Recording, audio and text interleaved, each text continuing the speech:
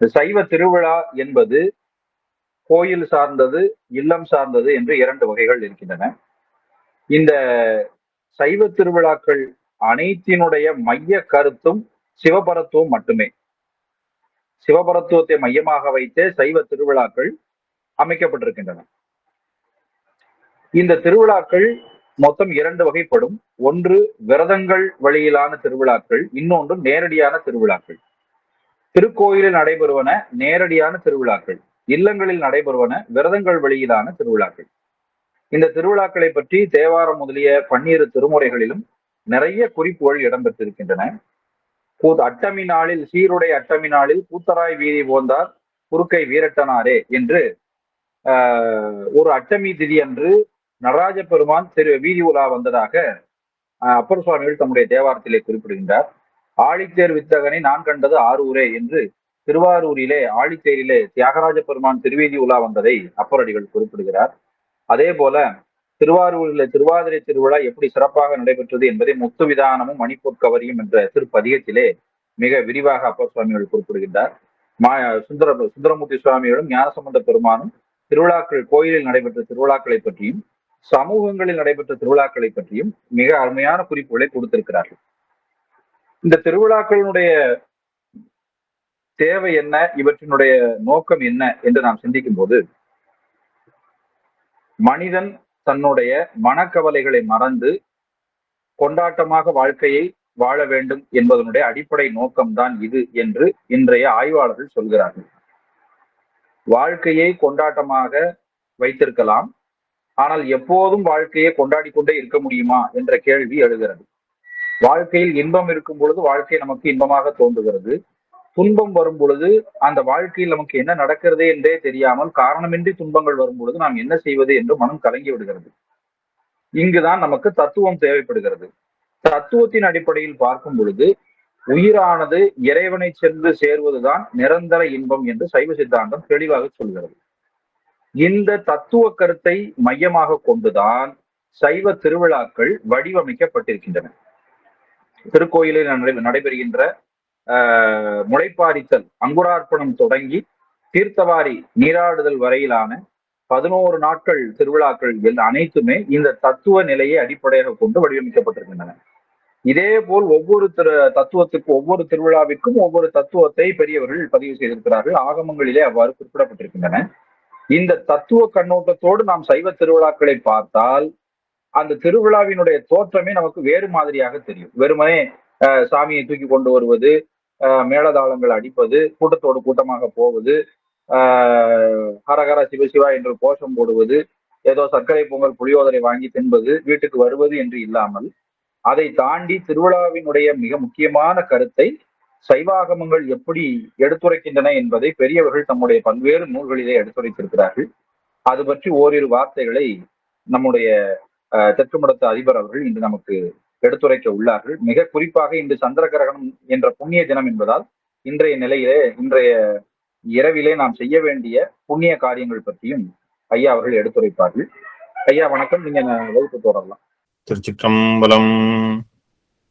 வந்தே தக்ஷண கைலாசம் வந்தே ஹேமாப்ஜனீமபிம் வந்தே வேணுவனேஸ்வரம் வந்தே காந்திமதீஸ்வரிம் வந்தே ஸ்ரீமூலலிங்கஞ்ச ஸ்ரீமத்தாம்பரசபாபதிம் சிவகாமி சமோபேதம் சுந்தரம் லோகசுந்தரம்.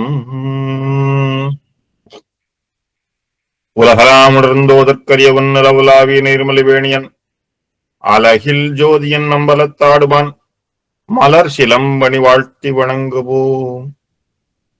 சதசஸ் அனுகிரக நிகிரகம் நிவிக்கிரகோ பகவான் சர்வாசாம் உபனிஷதாம் துர்வாசாம் ஜெகதி தேசிக பிரதம சைலசுதாம் விபாஸ்வகரயோ சண்டேஸ்வரம் நந்தினம் நக்தா வெங்கி விபம் தசுஷ்டிகாம் பக்தாய பக்தான் விதானு ஸ்ரீகண்டாகமதத்வ ஸ்ரீ பாஷ்யகாரங்குரு சைவ ஸ்தாபன துர்வகந்த கரதத்தாச்சாரியவர்யம் வஜே. வேத பொருள் உணர்ந்தேம் மேவு சிவாகமத்து தீத்தில் பொருளும் தெளிந்துய்தேன் ஏது குறை தட்டி சூழ் சிங்கை சிவஞான மாமுனிவன் பொற்றாமரையடி கீழ் புக்கு. திருச்சிற்றம்பலம். நம பார்வதீபதையே. ஹர ஹர மகாதேவா. திருச்சிற்றம்பலம். எல்லாம் அல்ல பரம கருணாமூர்த்தியாகிய பார்வதி பரமேஸ்வரின் பெருங்கருணையினாலும் குருவருளாலும் நம்முடைய சைவ சித்தாந்த கழகம் நடத்தும் மெய்நீகர் சைவ கல்விக் கழகத்தினுடைய 17வது நிகழ்வாக இன்று நிகழ்விலே அடியேனும் ஒரு பொருட்டாக இங்கு கலந்து கொள்ள திருவருள் வாய்ப்பளித்தமைக்கு எல்லாம் அல்ல காண்மத்தேமை உடனுரை சால்வாடி சிறப்பெருமானின் பொன்னார் திருவடி கமலங்களிலே வணங்கி நிற்கின்றோம். இந்த வகுப்பை தொடர்ந்து சிறப்பாக நடத்தி வருகின்ற நம்முடைய சைவ சித்தாந்த கழகத்தாருக்கும் அதற்கு தொடர்ந்து அரும்பாடுபட்டு வருகின்ற நம்முடைய சௌந்தர சொக்கலிங்கம் மற்றும் முருகானந்தம் அவர்களுக்கும் சகல சௌபாகியங்களையும் கிடைக்க வேண்டி எல்லாம் வல்ல இறைவனை பிரார்த்தித்து நிற்கிறேன். இன்றைய நிகழ்விலே ஒரு சிறப்பான தலைப்பாக சைவ திருவிழாக்கள் என்று குறிப்பிட்டிருக்கிறார்கள். ஏற்கனவே அறிமுக உரையிலேயே நம்முடைய இதனுடைய உட்கருத்தை மேலோட்டமாக நம்முடைய சௌந்தர சொக்கலிங்கம் அவர்கள் அருமையாக குறிப்பிட்டார்கள். ஒரு விழா என்ற பதத்திற்கு நாம் பொருள் கொள்வோமே ஆனால் விழா என்றால் வீழாமல் செய்வது. ஒரு பொருளினுடைய கீர்த்தியை பெருமையை மக்கள் தொடர்ந்து சிந்தித்துக் கொண்டே இருக்க வேண்டும் என்பது வேண்டுமானால் அதற்காக நாம் ஒரு நிகழ்வை செய்ய வேண்டும், ஞாபகப்படுத்துதலை செய்ய வேண்டும். அதை விழா என்று குறிப்பிடுவதாக ஒரு பொருள் கொள்ளப்படுகிறது. இந்த விழாக்களிலே 2 விதமான விழாக்கள் இருக்கின்றன. ஒன்று லௌகீக மார்க்கமானது, மற்றொன்று வைதீக மார்க்கமானது. லௌகீக மார்க்கமான விழாக்கள் நமக்கு தெரியும். இந்த தேசத்திலே கொண்டாடப்படுகின்ற சுதந்திர தின விழா, குடியரசு தின விழா போன்ற பல்வேறு விழாக்கள், பவழ விழாக்கள், நூற்றாண்டு விழாக்கள் என்று நடைபெறுகின்ற பல்வேறு விழாக்கள் எல்லாமே லௌகீக மார்க்கமாக கொண்டாடப்படுகின்றது. அதற்கும் வைதீகத்திற்கும் எந்த ஒரு தொடர்பும் இல்லை. இந்த வைதீக மார்க்கமாக கொண்டாடப்படுகின்ற விழாக்களிலே அடிப்படையிலே நாம் ஒரு 2 வகையாக பிரிக்கலாம். ஒன்று கர்ம மார்க்கமாக, இன்னொன்று ஞான மார்க்கமாக. இந்த கர்மா அப்படின்னாலே நமக்கு தெரியும், ஒருவன் பிறப்பிலிருந்து அவனுடைய இறுதி காலம் வரை அவன் பல்வேறு காலகட்டங்களிலே அவன் செய்ய வேண்டிய காரியங்கள். உதாரணமாக ஒரு குழந்தை ஜனிக்கும் பொழுது சொல்லப்படுகின்ற பும்சவனம், சீமந்தம், பிறந்தவுடன் செய்யப்படுகின்ற நாம கர்மம், அதற்கு செய்யப்படுகின்ற அந்த அமுது ஊட்டுதல் விழா, பிறந்த நாள் விழா, அதற்கப்புறம் அந்த குழந்தைக்கு ஒவ்வொரு காலகட்டத்திலே ஒவ்வொரு விழாக்கள் நடைபெற்று, திருமணங்கள் நடைபெற்று, அவருக்கு நடைபெறுகின்ற ஷஷ்டிதம அப்த பூர்த்தி, சதாபிஷேகம், 1000 பிறை கண்ட விழா என்று சொல்கின்ற அந்த சதாபிஷேகம், 100 வயது நிறைவு பெறும் பொழுது நடைபெறுகின்ற கனகாபிஷேகம் போன்ற பல்வேறு விழாக்கள் எல்லாமே இந்த பிறவியிலே அவன் நோய் நொடி இல்லாமல் தேக ஆரோக்கியமாக இந்த பிறவியை கடப்பதற்காக அவன் செய்கின்ற காரியங்கள் தான் கர்ம மார்க்க விழாக்கள். இந்த பிறவியை அவர் சிறப்பாக கழிக்கணும். இதனால் அவருக்கு எந்த ஒரு பிறவிக்கு அப்பாற்பட்ட காரியங்களிலே அவருக்கு புண்ணியங்கள் கிடைக்குமா என்று கேட்டால் புண்ணியங்கள் உண்டு. ஆனால் அவை முக்தி மார்க்கமாக இருக்குமா என்று சிந்திக்குமே ஆனால் அவை எந்த ஒரு ஞான மார்க்கத்தையும் கொடுக்காது என்பதுதான் உண்மை. அப்பொழுது ஞான மார்க்கமான விழாவிற்கு என்ன செய்வது அப்படின்னு பார்க்கும் பொழுது, இந்த ஞான மார்க்கமாக செயல்படக்கூடிய சிந்தனைகளை 2 வகையாக பிரிக்கலாம். ஒன்று ஆன்மார்த்தமாக செய்வது, இன்னொன்று பரார்த்தமாக செய்வது. ஆன்மார்த்தமாக செய்வது என்றால் நாம் தனிப்பட்ட முறையிலே நம்முடைய முக்திக்காக, நம்முடைய ஞானத்திற்காக, நம்முடைய பிறவி துயரை தீர்ப்பதற்காக நாம் செய்கின்ற பல்வேறு விழாக்கள். அவைகளைத்தான் நம்முடைய சொந்த சொற்களையும் ரொம்ப அருமையாக குறிப்பிட்டார்கள். அவைகள் பெரும்பாலும் விரதங்களாகவே இருக்கின்றன என்று. உண்மையிலேயே அவை விரதங்கள் தான்.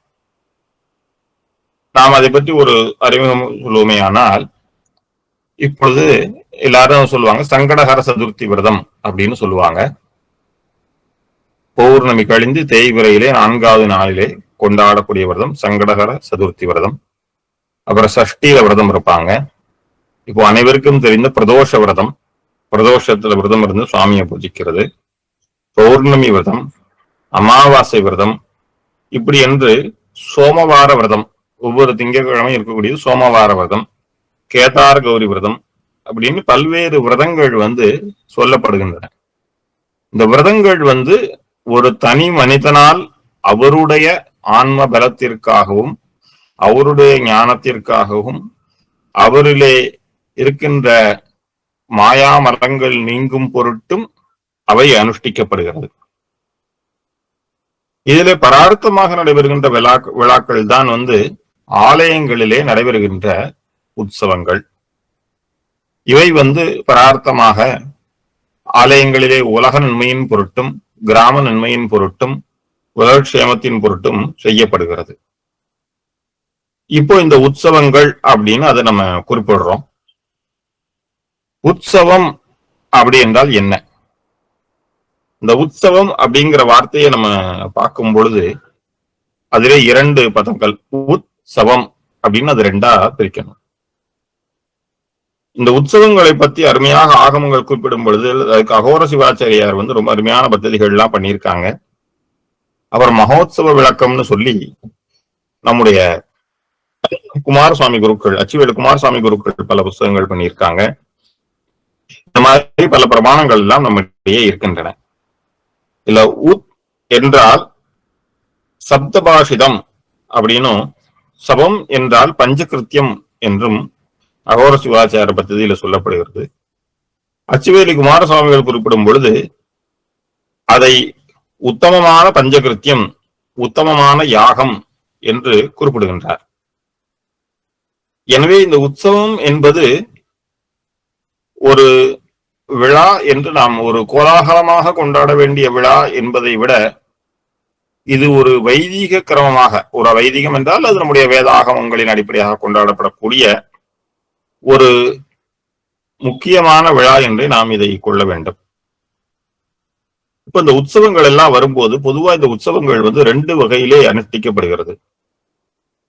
உங்களுக்கு எல்லாம் தெரிஞ்சிருக்கும், நம்முடைய பஞ்சாங்க முறையில் 2 விதமான முறைகள் இருக்கின்றன கால நிர்ணயத்துல. ஒண்ணு சாந்திரமானம் என்று சொல்லுவோம், மற்றொன்று சௌரமானம் என்று சொல்லுவோம். அதாவது சௌரம் என்றால் சூரியன், சூரியனை அடிப்படையாக கொண்டு, சூரியனுடைய நகர்வை அடிப்படையாக கொண்டு வரக்கூடிய காரியங்களை கொண்டு முடிவு செய்வது சௌரமானம். சந்திரனுடைய அடிப்படையாக கொண்டு அவர்களுடைய நகர்வை கொண்டு முடிய வேண்டியது சாந்திரமானம். சௌரமானம் என்பது நட்சத்திரங்களையும் அந்த மாதங்களையும் அடிப்படையாக கொண்டு நிர்ணயிக்கப்படும். சௌரமானம் என்பது அந்த பட்சங்களையும் திதிகளையும் அடிப்படையாக கொண்டு நிர்ணயம் செய்யப்படும். உதாரணமாக இப்பொழுது நம்முடைய சாதாரண வாழ்விலே ஒருவர் பிறந்தால் அவருக்கு பிறந்த நாள் கொண்டாடுகிறோம். இன்றைய தேதியில் மக்கள் ஆங்கில தேதியின் அடிப்படையில் கொண்டாடினாலும் நம்முடைய வைதிக நிறையிலே அவர்கள் தமிழிலே எந்த மாதத்தில் பிறந்தார்கள், எந்த நட்சத்திரத்தில் பிறந்தார்கள் என்பதையே நாம் பிறந்த நாளாக அனுஷ்டிக்கிறோம். இது சௌரமானம். அதாவது அவர் சூரியன் இன்றைக்கு சித்திரை மாதம் சித்த மாத வருட பிறப்பு என்று நாம் சொல்கிறோம் அல்லவா? இப்ப இதுல என்னன்னா, நாம ஆண்டுதோறும் குரு பெயர்ச்சி அப்படின்னு ஒண்ணு கொண்டாடுறோம். அப்புறம் அடிக்கடி சில வருடங்களுக்கு ஒரு முறை சனி பெயர்ச்சி விழா அப்படின்னு நிறைய இடங்கள்ல எல்லாம் கொண்டாடுறாங்க. ஆனா அந்த சூரிய பெயர்ச்சி சந்திர பெயர்ச்சியை பற்றி பெரும்பாலும் நாம் கவனித்துக் கொள்வதில்லை. சூரியன் மாதத்திற்கு ஒரு கிரகத்தில் இருந்து அடுத்த ராசிக்கு மாறி விடுவார். சூரியன் மேஷராசியில் இருக்கும் பொழுது அது சித்திரை, அவர் மேஷ ராசியிலிருந்து ரிஷபராசிக்கு மாறிவிட்டால் அது வைகாசி. 12 மாதங்களும் 12 ராசிகளாக கொள்ளப்படுகின்றன. என்று அவர் மேசராசிக்கு வருகிறாரோ அன்னைக்குதான் அது வருஷ பிறப்பு. இதே மாதிரி சந்திரன் ஒரு 2.5 நாள்னு வச்சுக்கலாம், 2 நாட்களுக்கு உள்ள அவர் ஒரு ராசியிலிருந்து அடுத்த ராசிக்கு மாறிவிடுவார். இதுதான் சந்திராஷ்டமனம் என்றெல்லாம் அதை பொறுத்துதான் கணக்கிடுவார்கள். எனவே சந்திரனுக்கு பொறுத்த மட்டிலே வளர்பிறை தேய்பிறை என்று 2 பிறைகள் இருக்கின்றன. அந்த 2 பிறையிலும் 15 நாட்கள், பிரதமை முதல் அமாவாசை வரை, பிரதமை முதல் பௌர்ணமி வரை இவ்வாறு கணிக்கிடப்படுகின்றன. இவை சாந்திரமானம். இப்போ ஒருவர் இறந்து விட்டால் அவருக்கு நம்ம ஆண்டுதோறும் சிரார்த்தம் செய்கிறோம். அந்த சிரார்த்தத்தை நாம் சாந்திரமான அடிப்படையில் தான் நாம் செய்கிறோம். அது சௌரமான அடிப்படையிலே அந்த மாசத்தை கணக்கிட்டுக் கொள்வோம். ஆனால் அந்த மாசத்தில் என்ன திதி என்பதை சந்திரனை அடிப்படையாக கொண்டு அவர் வளர்பிறையா தேய்பிறையா, அந்த வளர்பிறை தேய்விரையில் அவர் எந்த திதியிலே சிவலோக பிராப்தி அடைந்தாரோ அந்த திதியிலேயே நாம் அதை வழிபடுத்துகிறோம். எனவேதான் இவையே சாந்திரமான சௌரமானத்திற்கான வேறுபாடு. நம்முடைய திருவிழாக்களிலே ஒரு சில திருவிழாக்கள் சாந்திரமானத்தை அடிப்படையிலும் ஒரு சில திருவிழாக்கள் சௌரமானத்தை அடிப்படையிலுமே கொண்டாடப்படுகிறது. உதாரணமாக தற்பொழுது நடைபெற்ற நம்முடைய நடராஜ பெருமானுக்கு நடைபெறுகின்ற 6 அபிஷேகங்களிலே 3 அபிஷேகங்கள் நட்சத்திரங்களை அடிப்படையாக கொண்டும் 3 அபிஷேகங்கள் திதியை அடிப்படையாக கொண்டும் வரும். இதை நாம் உற்று நோக்கினால் தெரிஞ்சிருக்கும். எனவே இந்த சாந்திரமானம் சௌரமானம் என்பது எப்பவுமே ஒரு குழப்பத்தை உண்டு பண்ணும் இந்த ஒரு உற்சவ நிர்ணயத்துல. இப்போ சித்ரா பௌர்ணமி தீர்த்தவாரி நம்ம எல்லாரும் கேள்விப்பட்டிருக்கோம். ஆனா சிவாலயங்களை பொறுத்த மட்டும் சித்திரை மாதம் சித்திரை நட்சத்திரத்துலதான் அந்த தீர்த்தவாரியை செய்யணும். அதுதான் சௌரமானம். ஏன் அப்படின்னா இந்த சித்திரை மாதத்துல சித்திரை நட்சத்திரத்துலதான் அன்னைக்குதான் பௌர்ணமி வரும். வைகாசி விசாகத்தன்னைக்கு தான் பௌர்ணமி வரும். மாசி மகத்தன்னைக்கு தான் பௌர்ணமி வரும். மார்கழி மாசம் திருவாதிரையில தான் பௌர்ணமி வரும். தை மாசம் பூசத்துலதான் பௌர்ணமி வரும். பங்குனி மாசம் உத்தரத்துலதான் பௌர்ணமி வரும். இது பெரும்பாலும் இப்படித்தான் வரும். ஆனால் சில ஆண்டுகளில் அதிலே ஒரு சில நாட்கள் முன்னையும் பின்னையுமாக வரும். ஒண்ணு பௌர்ணமி முந்திரும், இல்ல நட்சத்திரம் முந்திரும். ஒரே நேரத்துல எல்லா ஆண்டுகளும் அது சரியாக வருமா அப்படிங்கிறது ஒரு சிரமமான விஷயம். அப்படி அந்த காலபேதங்கள் ஏற்படும் பொழுது சிவாலயத்துல நடைபெறுகின்ற உற்சவங்கள் எல்லாமே அந்த நட்சத்திரத்துக்கு முக்கியத்துவம் கொடுத்து அதிலேதான் செய்ய வேண்டும் அப்படின்னு சொல்லுவாங்க. இப்போ ஆருத்ரா தரிசனம் மார்கழி மாசம் பௌர்ணமியில செய்யறது முக்கியம் இல்ல, மார்கழி மாசம் திருவாதிரை நட்சத்திரத்துல செய்யறதா முக்கியம். அதே மாதிரி மாசி மகம் நம்முடைய தீர்த்தவாரி நடைபெறும் நிறைய சிவாலயங்கள்ல அந்த தீர்த்தவாரி மாசி மாசம் மக நட்சத்திரத்துலதான் நடைபெறணுமே தவிர பௌர்ணமி இருக்கணும்னு அவசியம் இல்லை. ஆனா சில ஆலயங்கள்ல பௌர்ணமிக்கு முக்கியத்துவம் கொடுப்பாங்க. நட்சத்திரம் ஒரு நாள் முன்ன பின்ன இருந்தாலும் அந்த பௌர்ணமி வேணும் அப்படின்னு சொல்லுவாங்க. அப்படி அந்த பௌர்ணமி வேணும் அப்படின்னு சொல்றது சாந்திரமான அடிப்படை. இல்ல நட்சத்திரம் தான் முக்கியம் அப்படின்னு சொல்றது சௌரமான அடிப்படை. இவ்வாறாக சாந்திரமான சௌரமான வித்தியாசங்கள்லாம் நம்முடைய இருக்கு. இவை அடிப்படையிலே நாம் தெரிந்து கொள்ள வேண்டிய விஷயங்கள்.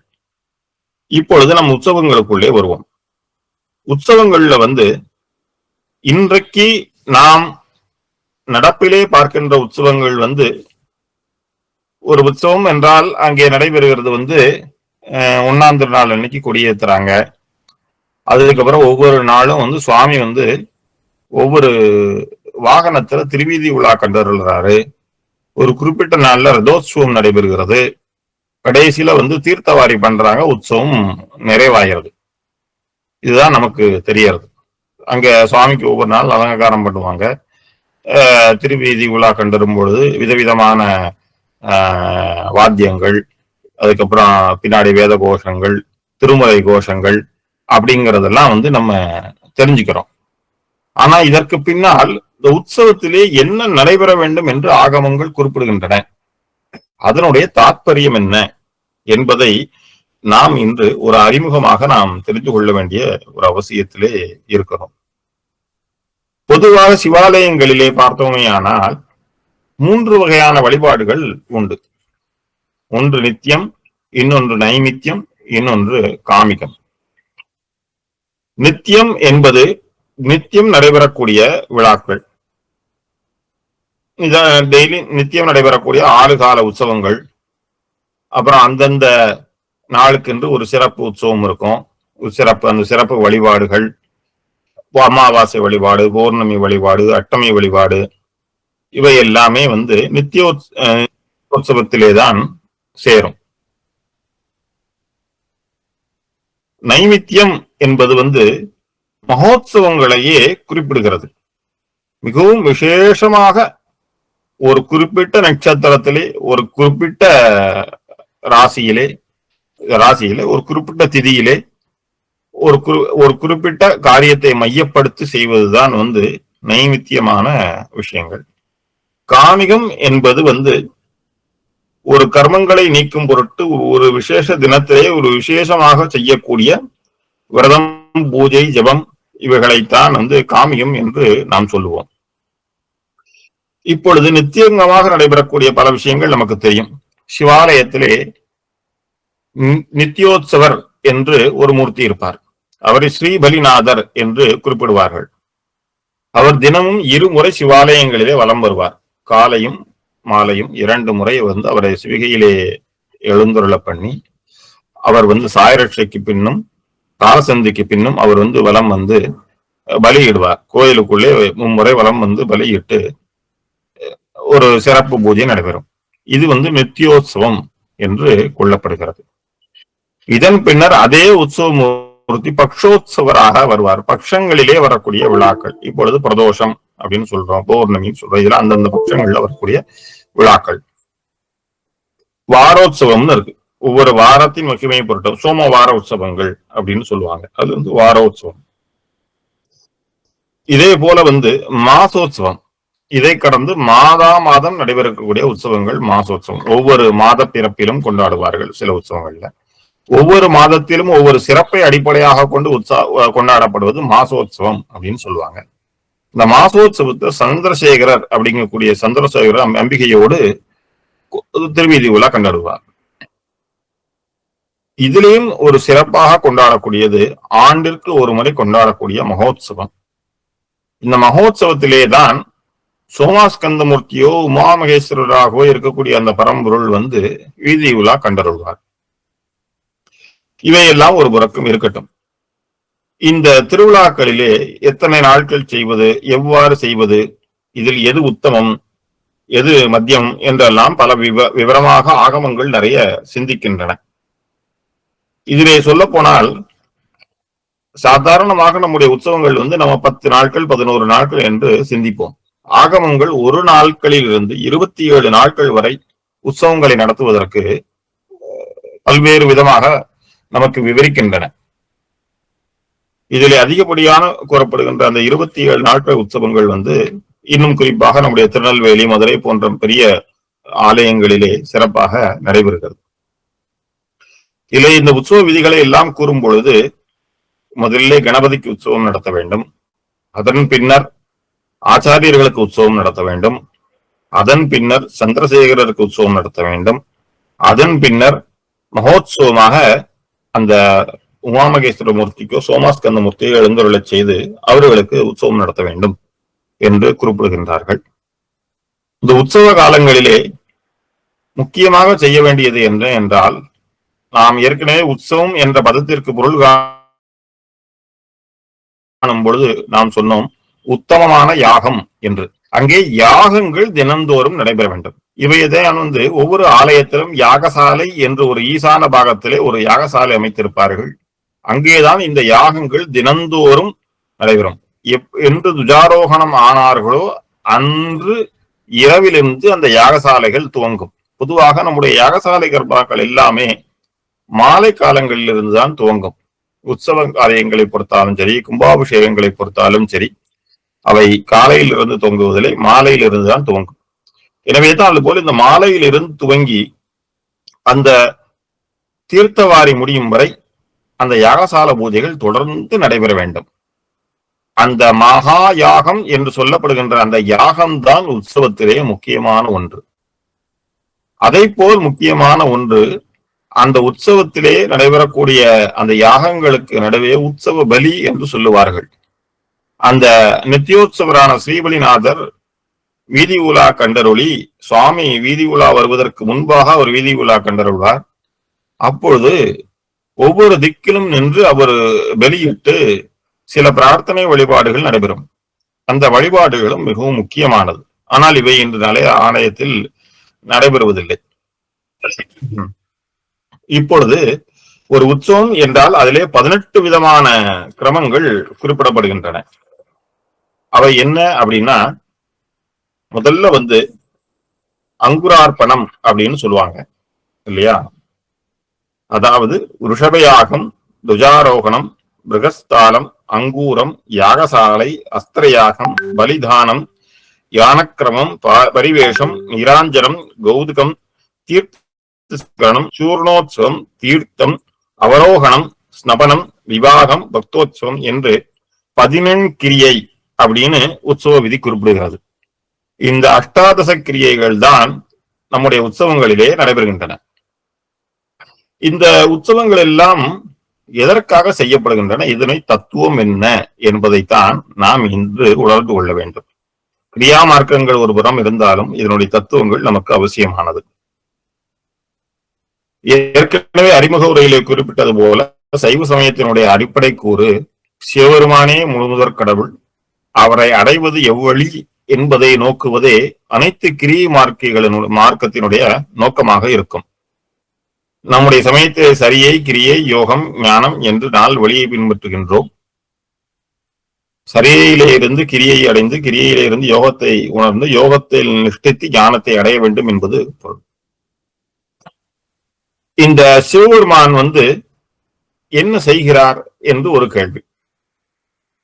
பொதுவாக சமயங்கள் எல்லாமே கடவுள் என்ன என்றால் முத்தொழில் செய்வதாக குறிப்பிடுவார்கள்.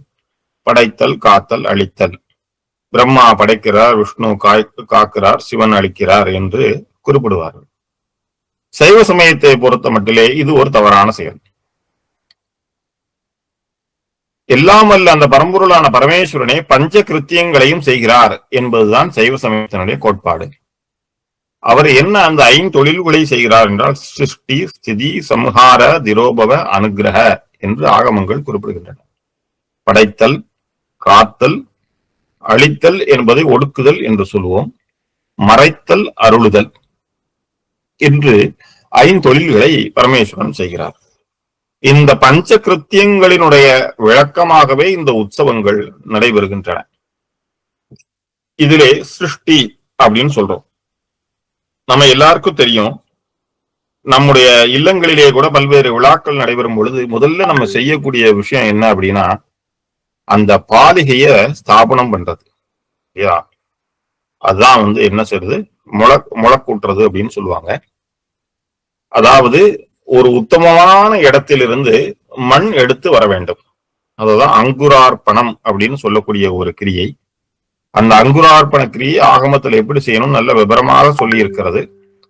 எனவே பூமி தான் முதல்ல இருந்து எடுக்கணும். அந்த பூமியிலிருந்து உத்தமமான மண்களை எடுத்து அதை சேகரித்து கொண்டு அதில் தான் அந்த அங்கூரத்தை நாம் விளைய போட வேண்டும். ஒரு விவசாயி ஒரு பயிர் செய்து அந்த பயிரை வளர்க்க வேண்டும் என்றால் அவன் செய்ய வேண்டிய முதல் பணி என்ன அப்படின்னா அந்த விவசாய பூமிய வளமுள்ள ஒரு நிலப்பரப்பாக மாற்ற வேண்டும். அதன் பின் அவன் பயிர் செய்தால்தான் அந்த விவசாயம் சிறப்பாக மகசூல் இருக்கும். எனவேதான் ஒரு சிருஷ்டி என்று சிறப்பாக ஒன்று நடைபெற வேண்டுமே ஆனால் அது எங்கு துவங்க வேண்டும், அந்த பூமியிலே முதல்ல நல்ல பூமி வேண்டும். அதற்காக உணர்த்தும் பொருட்டு தான் இந்த விருட்சங்கரணம் அப்படின்னு சொல்லக்கூடிய அந்த மண் எடுத்து வருதல். ஒரு இடத்துல போய் அந்த மண்ணை தூய்மையான இடத்தை தேர்வு செய்து அதிலே குளக்கரை, ஆற்றங்கரை என்றெல்லாம் இருக்கிறது, அங்கே செய்து பூஜைகள் செய்து அது ஒரு சின்ன மூர்த்தியை வரைவார்கள். அந்த மூர்த்தியிலே வரைந்து அந்த மூர்த்தியினுடைய நெத்தியிலோ ஹிருதயத்தில் இருந்தோ அந்த மண்ணை மும்முறை தோண்டி எடுத்து அதை பட்டினால் வைத்து ஆலயத்திற்கு எடுத்து வருவார்கள். இதுல என்ன என்றால் எந்த இடத்திலிருந்து நாம் எவ்வளவு மண்ணை தோண்டி எடுத்தோமோ அந்த அளவுக்கு அந்த மண்ணை சரி செய்ய வேண்டும் என்ற அளவுக்கு நம்முடைய ஆகமங்கள் சிறப்பாக குறிப்பிடுகின்றன. அதை கொண்டு வந்து அதை இங்கு வந்துதான் நம்ம அங்குரார்ப்பணம் செய்ய வேண்டும். நம்முடைய இல்லங்களிலே பாலிகா ஸ்தாபனம் செய்யும் பொழுது நவதானியங்கள் எல்லாம் அந்த நீரிலே ஊற வைத்து அதிலே ஒரு துளி பாலை விட்டு அதை ஒரு குறிப்பிட்ட காலம் வரை ஊற வைப்பார்கள். பின்னர் அதை அந்த கிண்ணங்கள், மண்ணிலே கிண்ணங்கள் வைத்திருப்பார்கள், பாலிகை கிண்ணம் என்று சொல்லுவார்கள். அதிலே 5, 7, 12 என்று பல்வேறு கணக்குகள் இருக்கின்றன. அதன் அடிப்படையிலே நம்முடைய ஆலயங்களை பொறுத்த மட்டிலே 12 பாலிகை கிண்ணங்கள் வைப்பார்கள். வைத்து அதிலே அந்த மிருத்சங்கரணத்திலே எடுத்து வரப்பட்ட மண்ணை நிரப்பி இந்த பாலிகையை அதிலே இடுவார்கள். இந்த நவதானியங்களிலே இட்டு அதை பூஜை செய்து அங்குரார்ப்பணத்தை துவங்குவார்கள். அதன் பின்னர் தான் ரக்ஷாபந்தனம் செய்யப்படும். அதாவது இந்த உலகிலே பிறப்பு என்பது 4 வகை பிறப்புகள் உணர்த்தப்படுகின்றன. அதாவது அண்டஜம் என்று சொல்வார்கள், முட்டையிலிருந்து பிறப்பது, வேரிலிருந்து பிறப்பது, ஒரு வித்திலிருந்து வருவது, கருப்பையிலிருந்து வளர்வது என்று 4 வகையான பிறப்புகள் குறிப்பிடப்படுகின்றன. நாம் இன்று இந்த அங்குரார்ப்பணத்திலே விதைக்கின்ற அந்த விதையிலிருந்து முளைத்து வளர வேண்டும். அது அந்த 12, 11 நாள் 10 நாள் உற்சவங்களிலும் அது சிறப்பாக வளர்ந்து அதை விசர்ஜனம் செய்யும் வரை அது முறையாக பராமரிக்கப்பட வேண்டும். அந்த காலங்களிலெல்லாம் நம்முடைய இல்லங்களிலே நடைபெறக்கூடிய விழாக்களில் கூட இந்த பாலிகையை 4 நாட்கள் வைத்து செய்வார்கள். முந்தின நாளே அந்த பாலிகையை ஸ்தாபனம் செய்துவார்கள். முந்தின நாளே அந்த திருமணங்களில் எல்லாம் மணமகன் மணமகளுக்கு எல்லாம் காப்பிட்டு விடுவார்கள். அந்த பாலிகை அந்த திருமண நாளிலே வளர துவங்கி இருக்க வேண்டும். திருமணம் கழிந்து 4 நாட்கள் கழித்து அந்த பாலிகையை எடுத்து சென்று நதி தீரத்திலே விசர்ஜனம் செய்து அதை காப்பை விசர்ஜனமும் செய்வார்கள். இன்று அந்த நடைமுறை நம்முடைய பெரும்பாலாக இல்லை என்பது வருத்தத்திற்குரியது. இவை எல்லாம் சிருஷ்டியை குறிக்கின்றன. எப்படி அந்த ஒரு விதையிலிருந்து ஒரு சிறு தாவரம் வளர்ந்து வருகிறதோ, எவ்வாறாக செழுமையாக வளர்கிறதோ, அதை காணும் பொழுது இறைவனுடைய சிருஷ்டி நம்முடைய மனதிலே உணரப்பட வேண்டும். அதுதான் சிருஷ்டியின் அடையாளம். இவ்வாறாக அங்குரார்ப்பணம் நடைபெறும், ரக்ஷாபந்தனம் நடைபெறும். அதன் பின்னர் பேரி தாடனம் என்று ஒரு முக்கியமாக ஒரு நிகழ்ச்சி. இந்த சிருஷ்டி என்பது எங்கு துவங்கப்படுகிறது, எதிலிருந்து வருகிறது என்றால் நடராஜ தத்துவத்தை பொறுத்த மட்டிலே அவருடைய உடுக்கையினுடைய ஓசையிலிருந்துதான் இந்த உலகத்தில் சிருஷ்டி செய்யப்படுகிறது என்பது நம்முடைய சாஸ்திரங்கள் நமக்கு உணர்த்துகின்றன. அதை மையமாக கொண்டுதான் இந்த பேரி தாரணம் செய்யப்படுகிறது. இந்த பேரி தாரணத்தை தட்டும் பொழுது அதில் இருந்து வருகின்ற ஓசை சிருஷ்டியை வளப்படுத்தும் என்பது ஒரு கொள்கை. இவ்வாறாக இந்த பேரி தாரணம் செய்யப்பட்ட பின்னர் அடுத்த நாள் துஜாரோகணம் நடைபெறும். துஜாரோகணம் என்றால் கொடியேற்றுதல். இந்த கொடியேற்றுதலிலே பலவிதமான முறைகள் இருக்கின்றன. அதாவது ஒரு உத்தமபட்சமான விழாவான 27 நாட்கள் 28 நாட்கள் நடைபெற விழா என்றால் முதலிலே விநாயக பெருமானுக்கு துஜாரோகணம் செய்து அவருக்கு 11 நாட்கள் திருவிழாக்கள் கண்டருள்வார்கள். அந்த 11 நாட்களிலே ஒரு குறிப்பிட்ட 2.5 நாள் ஆச்சாரிய பெருமக்களுக்கான உற்சவம். அந்த ஆச்சாரிய பெருமக்களுக்கான உற்சவத்திலே முதல் மூவர் உற்சவம் என்று நடத்துவார்கள். அந்த விநாயக பெருமானுக்கான உற்சவம் நிறைவு பெறும் நாளன்று சந்திரசேகர் பெருமானுக்கு துஜாரோகணம் செய்யப்படும். அவருக்கு உற்சவங்கள் நடைபெறும். அவருக்கு 7 நாட்கள் உற்சவம் நடைபெறும். அதன் பின்னர் 10 நாட்கள் மகோத்சவம் நடைபெறும். இவ்வாறாக 27 நாள் 28 நாட்கள் என்று 2 முறையாக கணக்கிடப்பட்டு நடைபெறுகிறது. இதிலே இந்த சந்திரசேகர் உற்சவத்திலிருந்து மகோத்சவம் 10 நாள், 7, 10, 17 நாட்கள் திருவீதி விழா கண்டரில் நிச்சயோத்சவர் சிறப்பு பலி செய்வார்.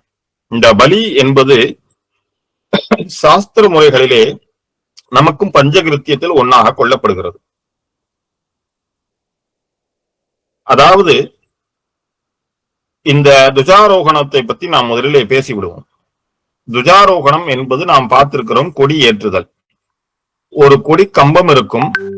அந்த கொடி கம்பத்திலே ஒரு கொடி கயிறு என்று ஒரு கயிறு இருக்கும். அதிலே ஒரு கொடிப்பட்டம் என்று ஒரு துணி கட்டியிருப்பார்கள், கொடிச்சீலை என்று குறிப்பிடுவார்கள். அந்த கொடிச்சீலையிலே ஒரு வரைபடம் வரைந்திருக்கும். அந்த வரைபடமானது என்ன அப்படின்னா சிவாலயங்களிலே ரிஷபம் வரைந்திருப்பார்கள். அந்த அந்த கொடி பட்டத்திற்கு கீழே தர்பையினால் ஒரு கயிறு கட்டப்பட்டிருக்கும். இவை அனைத்துமே இங்கு நாம் தெரிந்து கொள்வோம். இதிலே என்ன தத்துவம் என்று நாம் உணர வேண்டும். அதாவது நம்முடைய பஞ்சாட்சரத்தை நாம் அனைவரும் அறிவோம். அதற்கு ஒரு பாடல் சொல்லுவார்கள். சிகார வகார சிவனோடு சக்தி யகார மதுவே ஆன்மாவாகும் நகார மதுவே நற்றிரோதாயி மகார மதுவே மலம் எனலாமே. இந்த பதி பசு பாசம் என்ற உட்பொருள்தான் சைவ சித்தாந்தத்தினுடைய அடிப்படை கூறுகள். இந்த சைவ சித்தாந்தத்தினுடைய அடிப்படை கூறுகள், பசுவானது பாசத்தினால் கட்டுண்டு பதியை அடைய முடியாமல் ஆணவ மலத்தினாலே கட்டுப்பட்டு கிடக்கிறது. இதை எம்பெருமானுடைய சக்தியினாலே அவருடைய திருவருட் கடாட்சத்தினாலே இந்த பாசம் நீங்கப்பட்டு பசு பதியினிடத்தில் சென்று அடைய வேண்டும். இதுதான் நம்முடைய வாழ்க்கையினுடைய தாற்பயமாக நம்முடைய சைவ சித்தாந்தங்கள் குறிப்பிடுகின்றன. இதை குறிக்கும் வகையில் தான் இந்த துஜாரோகணம் நடைபெறுகிறது. இதிலே அந்த துஜஸ்தம்பமாக கொடிமரமாக இருப்பதுதான் பரமேஸ்வரன், சிவபரம்பொருள். அந்த கொடிமரம் அசையாது, அப்படியே இருக்கும், பிரதிஷ்டை செய்யப்பட்டிருக்கும். அந்த கொடிமரத்தின் உச்சியிலே ரிஷபதேவர் அமர்ந்திருப்பார். இந்த கொடிமரத்திலே அந்த ஒரு கயிறை கட்டியிருப்பார்கள், நூலினால் செய்யப்பட்ட ஒரு கயிறை கட்டியிருப்பார்கள். அந்த கயிறின் ஒரு தென்பக்கத்து முனையிலே இந்த திரைச்சீலையை கட்டி, அந்த திரைச்சீலையின் கீழ் பகுதியிலே நம்முடைய தர்பை கயிறு கட்டப்பட்டிருக்கும். அந்த உற்சவ காரியங்களில் என்ன பண்ணுவார்கள் என்றால், அந்த திரைச்சீலையிலே வரையப்பட்டிருக்கின்ற அந்த ரிஷபதேவரிடம் இந்த உலகத்தில் உள்ள அத்தனை உயிர்களின் ஆன்மாக்களையும் ஆவாகனம் செய்வார்கள். அதில் வரையப்பட்டிருக்கின்ற ரிஷபதேவர் தான் பசு, அந்த கொடி கம்பம் தான் பதி, அந்த கொடி சீலையின் மேலே கட்டப்பட்டிருக்கின்ற அந்த கயிறு தான் சக்தி, திருவருட் சக்தி. அந்த கொடிச்சீலையின் கீழே இருக்கின்ற அந்த தர்பை கயிறு தான் பாசம். இந்த பசுக்கள் எல்லாம் பாசத்தினால் பூமியில் ஈர்க்கப்பட்டு கிடக்கின்றது. இது அந்த பதியாகிய இறைவனை அடைய வேண்டுமானால் திருவருட் சக்தி தான் இந்த திரோதன சக்தியை நீக்கி அந்த கொடி சீலையானது அந்த பசுக்களுக்கு பின்னால் இருக்கின்ற அந்த பதியாகிய கொடிமரத்தை காண விடாது. ஆனால் அந்த சக்தி என்ன செய்யும், இந்த கொடிச்சீலையை உயர இழுத்து சென்று அந்த கொடிமரத்தில் இருக்கின்ற அந்த பதியாகிய இறைவனோடு இணைய செய்யும். இதுதான் இதனுடைய தத்துவம். அந்த கொடியேற்றும் பொழுது அந்த நூல் கயிற்றை மேல் நோக்கி இழுப்பார்கள். அப்பொழுது சீலையானது உயர பறந்து அந்த கொடிமரத்தோடு ஒட்டி அதன் பின்னர் பிணையப்பட்டு இருக்கும்.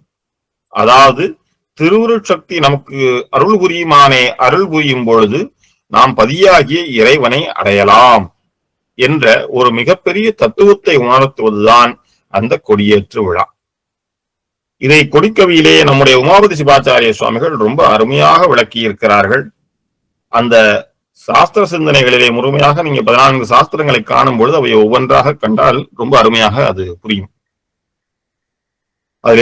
அதிலும் சிறப்பாக அந்த கடைசி பாடலிலே 5 எழுத்தும் 8 எழுத்தும் 6 எழுத்தும் 4 எழுத்தும் நெஞ்செழுத்தி கூசும் எழுத்துடனே கூசாய் எழுத்துணையும் பிஞ்செழுத்தி கூசாமற் காட்டக்கொடி என்று ஒரு சிறப்பான ஒரு காத்தக்கொடி என்று ஒரு பாடல் வரும். அதில் அதற்கான பொருளை உணரும் பொழுது இந்த துஜாரோகணத்தினுடைய சிறப்பையும் இதனுடைய சித்தாந்த தத்துவங்களையும் நாம் இன்னும் தத்துருவமாக நாம் அறிந்து கொள்ளலாம். இவ்வாறு இந்த விழாவினுடைய நோக்கம் என்ன என்பதை இந்த துஜாரோகணம் விளக்குகிறது. அதாவது நாம் எவ்வாறு இறைவனை அடைய வேண்டும் என்ற வழியை காட்டுவதற்காகத்தான் இந்த சைவ திருவிழாக்கள், இந்த உற்சவங்கள் நடைமுறைப்படுத்தப்படுகின்றன என்பதற்கு இதுவே ஒரு பரம பிரமாணம். இதன் பின்னர் தினந்தோறும் யாகசாலைகளிலிருந்து அந்த மாலையிலிருந்து யாகசாலைகள் காலையிலும் மாலையிலும் யாகங்கள் நடைபெற்றுக் கொண்டிருக்கும். அதன் பின்னர் நடைபெறும்.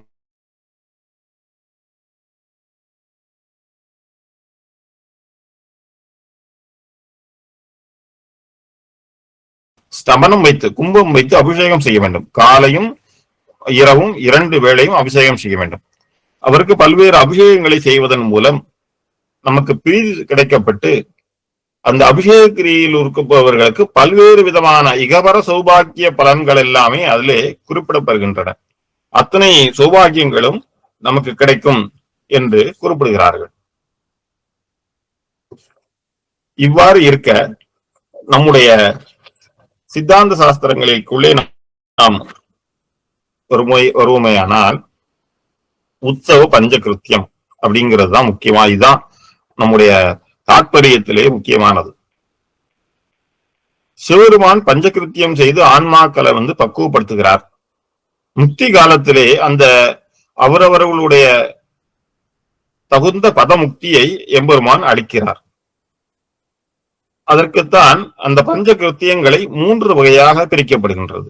சூக்ஷ்ம பஞ்சகிருத்தியம், தூல பஞ்சகிருத்தியம், அதிசூக்ஷ்ம பஞ்சகிருத்தியம் அப்படின்னு சொல்லி தூலம், சூக்ஷ்மம், அதிசூக்ஷ்மம் என்று 3 வகையாக பிரிக்கப்படுகின்றன. அந்த தூல பஞ்சகிருத்தியம், சூக்ஷ்ம பஞ்சகிருத்தியம் சொல்றோம். சூக்ஷ்ம பஞ்சகிருத்தியம் அப்படிங்கிறது என்ன அப்படின்னா, மாயா காரியங்களிலிருந்து வெளிப்பட்டு தகுந்த செயல், வெளிப்படுவதற்காக உள்ள செயல். ஸ்தூல பஞ்சகிருத்தியம் என்பது மலபரிவாகம் அடையும் பொருட்டு இறைவனை துதிப்பது. அதிசூக்ஷ்ம பஞ்சகிருத்தியம் என்பது சிருஷ்டியாவது ஆன்மாக்களுக்கு சிவஞானத்தை உணர்த்துவது. இவ்வாறாக 3 விதமாக இந்த பஞ்சகிருத்தியங்கள் நமக்கு உணர்த்தப்படுகின்றன. இப்பொழுது உற்சவ காலத்திலே செய்யப்படும் பொழுது ஒவ்வொரு கிரியையும் சிருஷ்டி முதலிய ஒவ்வொரு கிருத்தியத்தை குறிப்பதனால அக்கிரியையை ஒவ்வொன்றும் ஆன்மாக்களது மல நீக்கத்தையும் வீடு வேற்றையும் அருளுவதற்காகவே வைக்கப்பட்டிருக்கின்றன. இதிலே நம்ம சொன்ன மாதிரி அனுக்ஞை, வாஸ்து சாந்தி, மிருத்சங்கரணம், அங்குரார்ப்பணம், பேரி தாடனம், அப்புறம் ரக்ஷாபந்தனம், ரிஷபயாகம், அப்புறம் துஜாரோகணம், துவஜபீட பலி, இவை எல்லாமே நமக்கு என்ன சொல்ல சிருஷ்டி மார்க்கமானது அப்படின்னு சொல்லப்படுது. இதிலும் இன்னும் சொல்ல போனால் அந்த கிராம பிரதட்சணம் கூட நமக்கு சிருஷ்டி மார்க்கமானது அப்படின்னு சொல்லப்படுகிறது. அப்புறம் இதில் செய்யப்படுகின்ற வாகன உற்சவங்கள், ஒவ்வொரு வாகனத்திலும் ஒவ்வொரு நாள் சுவாமி வலம் வர்றது, ஹோமங்கள், பலிகள், நித்திய பலிகள் எல்லாமே ஸ்திதியை குறிக்கின்றது.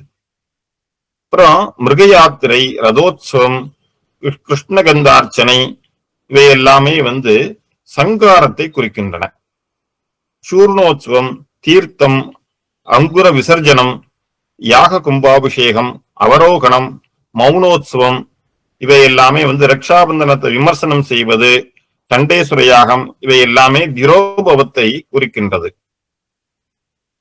அப்புறம் சக்தி யாத்திரை, ஊடல் உற்சவங்கள், ஆச்சாரிய உற்சவங்கள் இவை எல்லாமே அனுகிரகத்தை குறிக்கின்றன.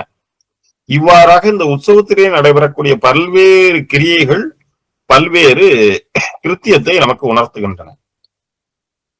இதிலே நாம் இன்னொரு விஷயம், என்ன முக்கியமான விஷயம் என்றால், எம்பெருமான் திருவிதி உலா கண்டரும் பொழுது அவர்களை எந்தெந்த ஜீவராசிகள் எல்லாமே தரிசிக்கிறார்களோ அவர்கள் அனைவருக்கும் அவர் சாம்பவி தீட்சை அளித்து முக்தி கொடுப்பார் என்பது நம்முடைய சாஸ்திரம்.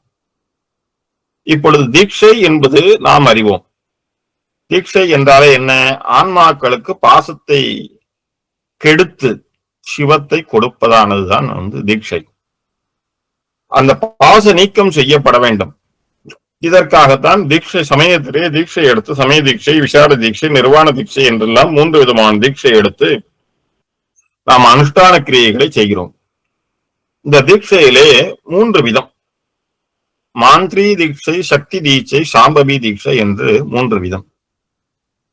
அதாவது ஒரு தீட்சையிலே 5 விஷயங்கள் முக்கியம் என்று கூறுவார்கள்.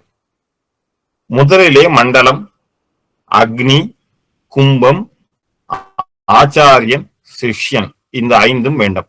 ஒரு தீட்சை நடக்கிறதுனா அந்த தீட்சையில ஒரு ஆச்சாரியன் இருப்பாரு, அவர் கொடுக்கிறவரு. அந்த தீட்சையை பெற்றுக் கொள்ற ஒரு சிஷ்யர் இருப்பாரு. அதற்கு அங்கமாக ஒரு கும்பம் வச்சிருப்பாங்க. அங்கே ஒரு மண்டலம் இட்டு அதிலே 5 சிவலிங்கங்களை வரைந்து பூஜை செய்து வைத்திருப்பார்கள். அங்கே ஒரு அக்னி காரியம் நடைபெறும். இந்த 5ம் நடைபெறுவதுதான் சிவதீட்சையினோட அங்கங்கள். இவை 5ம் முறையாக நடைபெற்று மந்திர ரூபமாக செய்யப்படுகின்ற, கிரியா ரூபமாக செய்யப்படுகின்ற தீட்சையை தான் மாந்திரி தீட்சை அல்லது கிரியா தீட்சை என்று குறிப்பிடுவார்கள். இது சக்தி தீட்சை அப்படின்னு சொன்னா, நம்முடைய மரபிலே இந்த அக்னி மண்டலம் இவைகள் இல்லாமல், அக்னி இல்லாமல் தீட்சை கொடுக்கக்கூடிய ஒரு மரபும் இருக்கிறது. அதாவது சன்னியாசிகளுக்கு அக்னி காரியம் செய்யும் அதிகாரம் இல்லை என்று ஆகமங்களும் நம்முடைய சமய நெறிமுறைகளும் குறிப்பிடுகின்றன. இவ்வாறு அந்த அக்னியில ஹோமம் பண்ணணும்னா அதுக்கு நெய் வேணும், சுக்ஷ்ருவம் வேணும், இவையெல்லாம் இருக்கணும் இல்லையா? இவையெல்லாம் எதுவுமே இல்லாம குரு சிஷ்யனுக்கு அளிக்கப்படுகின்ற தீட்சைக்கு பேரு தான் சக்தி தீட்சை அப்படின்னு பேரு. அவர் அந்த குரு என்ன பண்ணுவார்னா, அவர் மனசினாலேயே இங்கு ஒரு அக்னி இருப்பதாகவும் அதிலே பல்வேறு ஆகுதிகளையும் அந்த கிரியைகளும் செய்வதாகவும் பாவித்து அவனுக்கு அந்த அக்னியில தீட்சையில என்ன பண்றோம்னா அவனுடைய அந்த ஆன்மாவினுடைய குறைகள் எல்லாம் நிவர்த்தி செய்கிறோம். அந்த எவ்வாறு அக்னியிலே போட்டு பொசுக்கப்படுகிறதோ அதை அவர் ஞான மார்க்கமாக அந்த அக்னியை நிவர்த்தி செய்தது போல அவனுக்கு அருளி அந்த உபதேசத்தை செய்தருள்வார். இதைதான் ஞான தீட்சை என்றும் குறிப்பிடுவார்கள். இதுதான் கிரியா மார்க்கவாதிகள், ஞான மார்க்கவாதிகள் என்று 2 பிரிவாக நாம் சொல்லப்படுகிறது கேள்விப்பட்டிருக்கோம். இதிலே இந்த 3வது தீட்சை தான் சாம்பவி தீட்சை. இந்த சாம்பவி தீட்சையில இந்த 5 வேற மாதிரி இருக்கும். குரு, சிஷ்யன், அக்னி, கும்பம், மண்டலம், இந்த 5ம் வேற மாதிரி இருக்கும். ஒரு சாதாரண தீட்சையில் இருப்பது போல இருக்காது. இதுதான் சாம்பவி தீட்சை என்று குறிப்பிடுவார்கள். இந்த சாம்பவி தீட்சை எப்படி அப்படின்னா நம்ம தீட்சையில பலவிதம் கேள்விப்பட்டிருப்போம். நயன தீட்சை, ஸ்பர்ச தீட்சை, திருவடி தீட்சை, யோக தீட்சை, சாஸ்திர தீட்சை எல்லாம் கேள்விப்பட்டிருப்போம். இந்த சாம்பவி தீட்சை என்ன அப்படின்னா சாம்பவி ஞான கண்ணிற்கு சக்தி செயல் என்று துணி இன்னும் சைவ சமய நெறி கூறுகிறது. இந்த கர்ஷனாதி பிரதிஷ்டை கிரியைகள்லாம் ஆலயங்கள் நடைபெற்றுக் கொண்டிருக்கும் பொழுது இறைவனை வலம் வரச் செய்யும் பொழுது அந்த இறைவன் நம்மை காண வேண்டும், நாம் அந்த இறைவனை தரிசிக்க வேண்டும். அவ்வாறு தரிசிக்கும் பொழுது ஏற்படுகின்ற அந்த இறைவனுடைய திருவருளைத்தான் சாம்பவி தீட்சை என்று குறிப்பிடுகிறார்கள். இந்த தீட்சையில நம்ம குறிப்பிட்ட மாதிரி மண்டலம், கும்பம், அக்னி, ஆச்சாரியன், சிஷ்யை இவர்கள் எல்லாம் யார் என்பதை நம்முடைய ஆகமங்கள் விளக்குகின்றன. அந்த பலி நாயகர்னு வர்றார் இல்லையா, நித்தியோத்சவ அந்த பலி கொடுக்க வரார் சொல்றோம் இல்லையா, அவர் தான் மண்டலமாகவும், அந்த அஸ்திரமூர்த்தி தான் கும்பமாகவும், அந்த அந்த சோமாஸ்கந்தராக இருக்கின்றது, சோமாஸ்கந்தர் உமாமகேஸ்வரர் எந்த மூர்த்தியை இடத்துல எழுந்தருளி இருக்கிறாரோ அவர் சிவாக்னியாகவும் அங்கே கொல்லப்படுகிறார். அந்த ஒவ்வொரு உற்சவத்திற்கும் ஒருவர் ஆச்சாரியனாக ரக்ஷாபந்தனம் செய்திருப்பார். எஜமானன் ஆச்சாரியனாக அவரே அந்த இடத்திலே குருவாக கொல்லப்படுகிறார். இந்த உலகில் உள்ள எந்தெந்த ஜீவராசிகள் அந்த உற்சவத்தை கண்ணால் தரிசிக்கிறாரோ அவர்கள் அனைவருமே சிஷ்யர்களாக கொல்லப்படுகிறார்கள். இதுதான் இந்த சாம்பவி தீட்சையினுடைய தத்துவம். அந்த இடத்திலே பரமேஸ்வரனே அக்னியாக நமக்கு நிற்கிறார். அங்கே யாகம் உண்டங்கள் இருக்கின்றன, யாகங்கள் வேள்விகள் நடைபெறுகின்றன. அந்த வேள்வி சாலையிலே அந்த சோமமூர்த்தி எழுந்துருளி இருக்கின்றார். அவரே அங்கு அக்னியாக காட்சியும் கொடுக்கிறார். அவர்தான் அக்னி. அந்த இடத்திலே இருந்து அந்த கிரியைகளை செய்து வருகின்ற ஆச்சாரிய பெருமக்கள் தான் இந்த தீட்சையினுடைய ஆச்சாரியர். அந்த கிரியையை யார் கண்ணால் கண்டுபிடிக்கிறாரோ அவர்கள்தான் சிஷ்யர்கள். அங்கே அஸ்திரதேவர் எழுந்துருளி இருக்கின்றார். அங்கே பலி கிரமங்கள் நடைபெறுகின்றன, பலி மண்டலங்கள் ஏற்படுத்தப்பட்டிருக்கின்றன. இவை எல்லாமே ஒரு தீட்சையினுடைய கட்டமைப்பாக வர்ணிக்கப்பட்டு அந்த நாம் இறைவனை தரிசிக்கும் பொழுது உற்சவ காலங்களிலே அந்த யாகசாலை பூஜைகளிலே தீபாராதனைகளின் பொழுது நாம் தரிசிக்கும் பொழுது நம்முடைய நிலை எவ்வாறு இருக்க என்றால், ஒரு ஆச்சாரியின் இடத்திலே நாம் மந்திரோபதேசம் பெறும் பொழுது அந்த வினைகளை நீக்கி நாம் தீட்சை பெறும் பொழுது எந்த மனநிலையில் இருப்போமோ அவ்வாறு இருந்து நாம் அதை வழிபட வேண்டும். அவ்வாறு வரும் பொழுதுதான் இறைவனுடைய சாம்பவி தீட்சை என்ற அருமையான ஒரு தீட்சை நமக்கு கிடைக்க பெற்று நம்முடைய ஆன்மா பரிபக்குவம் அடையும். இந்த சாம்பவி தீட்சையை பற்றி பண்டார சாஸ்திரங்கள் எல்லாம் உற்சவ விளக்கத்திலே ரொம்ப அருமையாக விளக்குகின்றன. இதிலே ஒருவர் நித்திய உற்சவங்களை தரிசித்தால் அவர் சமய தீட்சைக்கு சமமானவராகவும், வார்ஷிக உற்சவங்களை தரிசித்தால் அவர் விசேட தீட்சைக்கு சமமானவராகவும், அதைவிட இன்னும் சிறப்பாக மகோத்சவங்களிலே தரிசித்தால் அது நிர்வாண தீட்சைக்கு சமமாகவும் கொள்ளப்படுவதாக நமக்கு இந்த பஞ்சகிருத்தியங்களும் இந்த சாம்பவி தீட்சையும் சைவ சமயத்திலே நமக்கு உணர்த்தப்படுகின்ற மிகப்பெரிய உற்சவ தத்துவங்கள். இதுல சுவாமிக்கு இந்த உற்சவங்கள்ல நம்ம 5 வகையான உபச்சாரங்கள் செய்வாங்க. பஞ்சோபச்சாரம் அப்படின்னு நம்ம சொல்லுவாங்க. இந்த பஞ்சோபச்சாரங்கள் என்ன அப்படின்னு பார்த்தோம்னா, பிருத்திவி, அப்பு, தேயு, வாயு, ஆகாசம் அப்படின்னு சொல்லி நம்ம கேள்விப்பட்டிருக்கோம். பிருத்திவி, அப்பு, அக்னி, வாயு, ஆகாசம் இல்லையா? இந்த பிருத்திவி சம்பந்தமான உபச்சாரங்கள்லாம் என்ன அப்படின்னா சந்தனம் சுவாமிக்கு அணிவிக்கிறது, புஷ்பம் அளிக்கிறது, அவருக்கு பழங்கள், அன்னம் இவையெல்லாம் நிவேதனம் செய்வது, இவை எல்லாமே பிருத்திவி மார்க்கமாக கொள்ளப்படுகிறது. அப்பு மார்க்கமாக சொல்லப்படுகிறது என்ன அப்படின்னா, அவருக்கு செய்யக்கூடிய அபிஷேகங்கள். அப்பு என்றால் நீர் அல்லவா என்று அபிஷேகங்கள், ஜலம், பால், தயிர், வஸ்திரம் முதலியெல்லாம் அப்பு மார்க்கமாக சொல்லப்படுகிறது. அக்னி மார்க்கமாக உபச்சாரங்கள் என்ன அப்படின்னா அவருக்கு பொன், ரத்னம் சமர்ப்பிப்பது, தீபங்கள் காட்டுவது, ஆராத்தி செய்வது, ஆபரணங்களில் அளிப்பது, இவை எல்லாமே அக்னி சம்பந்தமான உபச்சாரங்கள். வாயு சம்பந்தமான உபச்சாரங்கள் தூபம் காட்டுவது, அவருக்கு சாமரம் வீசுவது, விசிறி வீசுவது, இவையெல்லாம் வாயு சம்பந்தமான உபச்சாரங்கள்.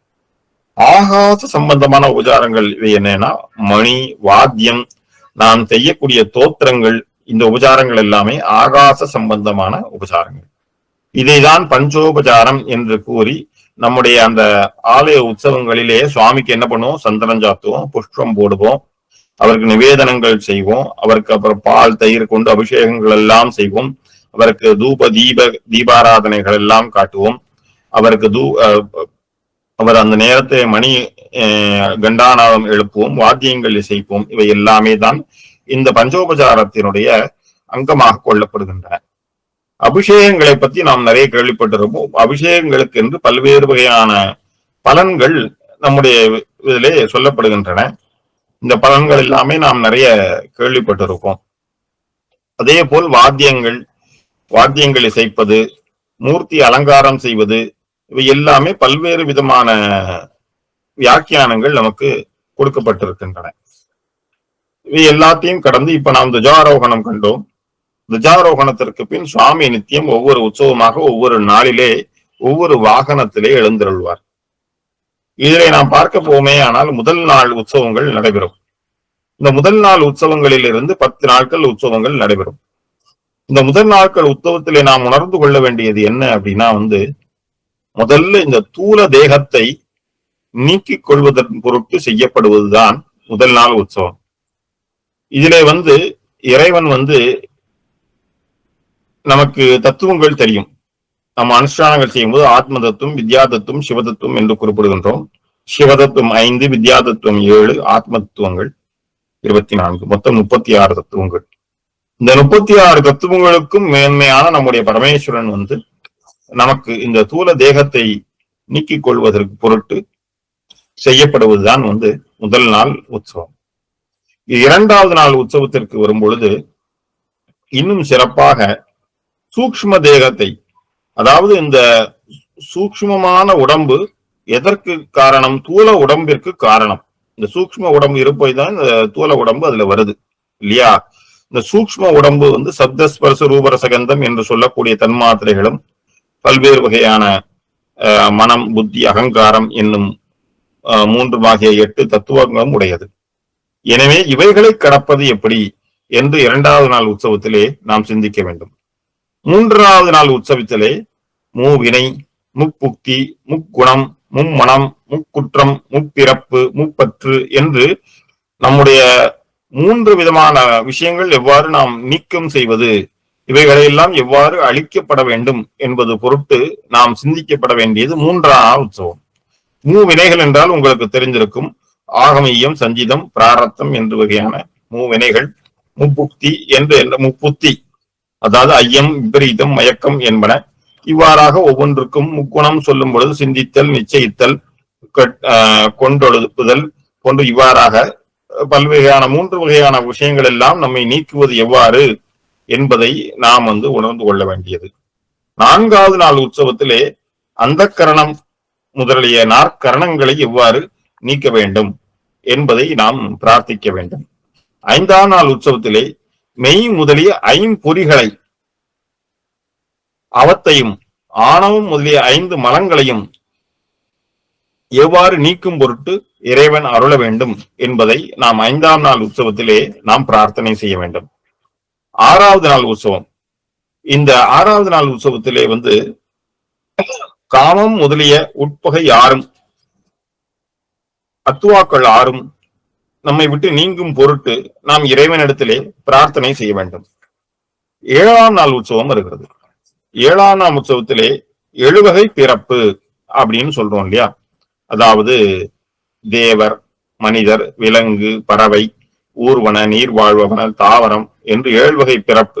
இந்த 7 வகை பிறப்பிலிருந்து நாம் எவ்வாறு மீள்வது என்பதை பற்றி நாம் சிந்திப்பதுதான் 7ஆம் நாள் உற்சவம். இவ்வாறாக நாம் 8ஆம் நாள் உற்சவத்திற்கு வரும்பொழுது அந்த 8ஆம் நாள் உற்சவத்தில சர்வ ஞான தத்துவம் முதலியவற்றை இறைவன் எனக்கு விளங்க செய்ய வேண்டும் என்று நாம் நீக்க வேண்டியதை எல்லாம் 7 நாட்களில் நீக்கி விடுகிறோம். 8ஆம் நாள் உற்சவத்திலே எம்பெருமான் அந்த சர்வ ஞானத்தை எனக்கு அருள வேண்டும் என்று பிரார்த்திக்க வேண்டும். எம்பெருமானை பற்றி சொல்லும் பொழுது சொல்லுவோம், எண் குணத்தான் என்று குறிப்பிடுவார். திருவள்ளுவர் கூட எண் குணத்தான் தாளை உணங்கா தலை என்று நாம் குறிப்பிடுவோம். அந்த இறைவன் எண் குணங்களை உடையவர். அந்த எண் குணங்களை உணரக்கூடிய ஒரு நிலையை எனக்கு உணர்த்த வேண்டும் என்பதுதான் 8ஆம் நாள் உற்சவம். 9ஆம் நாள் உற்சவத்திலே எம்பெருமான் வடிவங்கள், 3 கிருத்தியங்கள், 3 துறைகளையும் நமக்கு குறிப்பிடும் வண்ணம் 9 விஷயங்களை நமக்கு உணர்த்துவார். அதாவது உருவம், அருவம், ரூபாரூபம் என்ற விஷயங்கள். இவ்வாறாக நமக்கு ஒன்றொன்றையும் சாமீபம், சாலோகம், சாரூபம் என்றெல்லாம் நாம் சொல்கிறோம். 3 பதமுக்திகள், இவை எல்லாமே இறைவன் நமக்கு உணர்த்த வேண்டும் என்பதுதான் 9வது நாள் உற்சவம். 10ஆம் நாள் உற்சவத்திலே இறைவன் எவ்வாறு நம்மை அந்த பேரானந்தத்திலே அமிழ்ந்து நமக்கு பரிபக்குவத்தை கொடுப்பார், அதாவது அந்த சாயுஜ்யத்தை கொடுப்பார் என்பதை நாம் உணர்த்துவதுதான் 10ஆம் நாள் உற்சவம். இவ்வாறாக 10 நாள் உற்சவத்திற்கும் ஒவ்வொரு முறைகள் நமக்கு குறிப்பிடப்பட்டிருக்கின்றன. இதிலே இருக்கின்ற ஒவ்வொரு அந்த நாட்களிலே எம்பெருமான் எழுந்தருள செய்யப்படுகின்ற ஒவ்வொரு வாகனங்களும் நமக்கு அவற்றை உணர்த்துவதாக இருக்கும். முதல் நாள் சுவாமி எல்லா ஊர்லயும் பெரும்பாலும் ஒரு கற்பக விருட்சம் போன்ற ஒரு மரம் போன்ற விதத்திலேதான் வருவார். அது சிருஷ்டியை உணர்த்தும் பொருட்டு சுவாமி அதுலதான் வருவார். அதுக்கப்புறம் 2வது நாளிலும் கிட்டத்தட்ட அதே மாதிரி ஒரு வாகனத்துலதான் எழுந்தருள்வாரு. 3வது நாளிலிருந்து அப்படியே சுவாமி வாகனங்கள் மாறும். என்ன வரும்? சில இடங்கள்ல சுவாமி நம்முடைய பூத வாகனத்துல வருவாரு, ரிஷப வாகனத்துல வருவாரு, அதிகார நந்தி வாகனத்துல எழுந்தருள்வார்.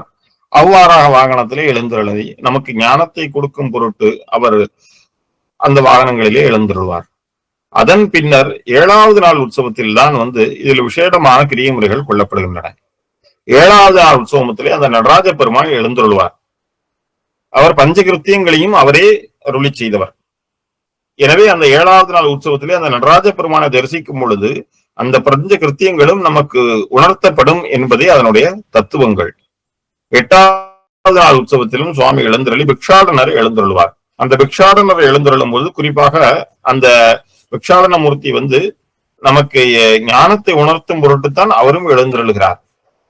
இந்த 8வது நாள் உற்சவத்திலே இன்னொரு முக்கியமான உற்சவம் மிருக யாத்திரை என்று சொல்வார்கள். மிருக யாத்திரை என்பது பாரிவேட்டையை குறிக்கும்.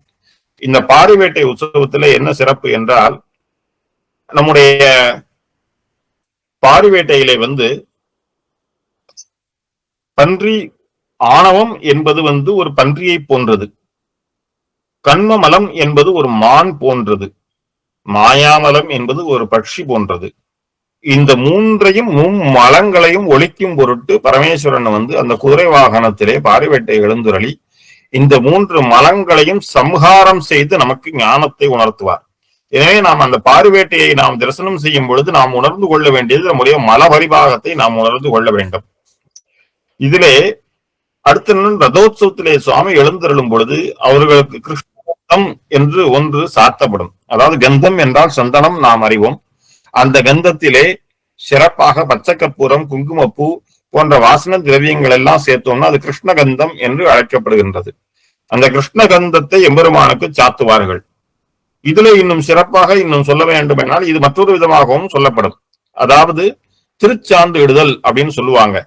7ஆம் திருநாள் அன்னைக்கு அந்த நடராஜ பெருமான் வீதி உலா கண்டறியும் பொழுது திருச்சாந்து சாற்றுவது என்று ஒரு மரபு இருக்கிறது.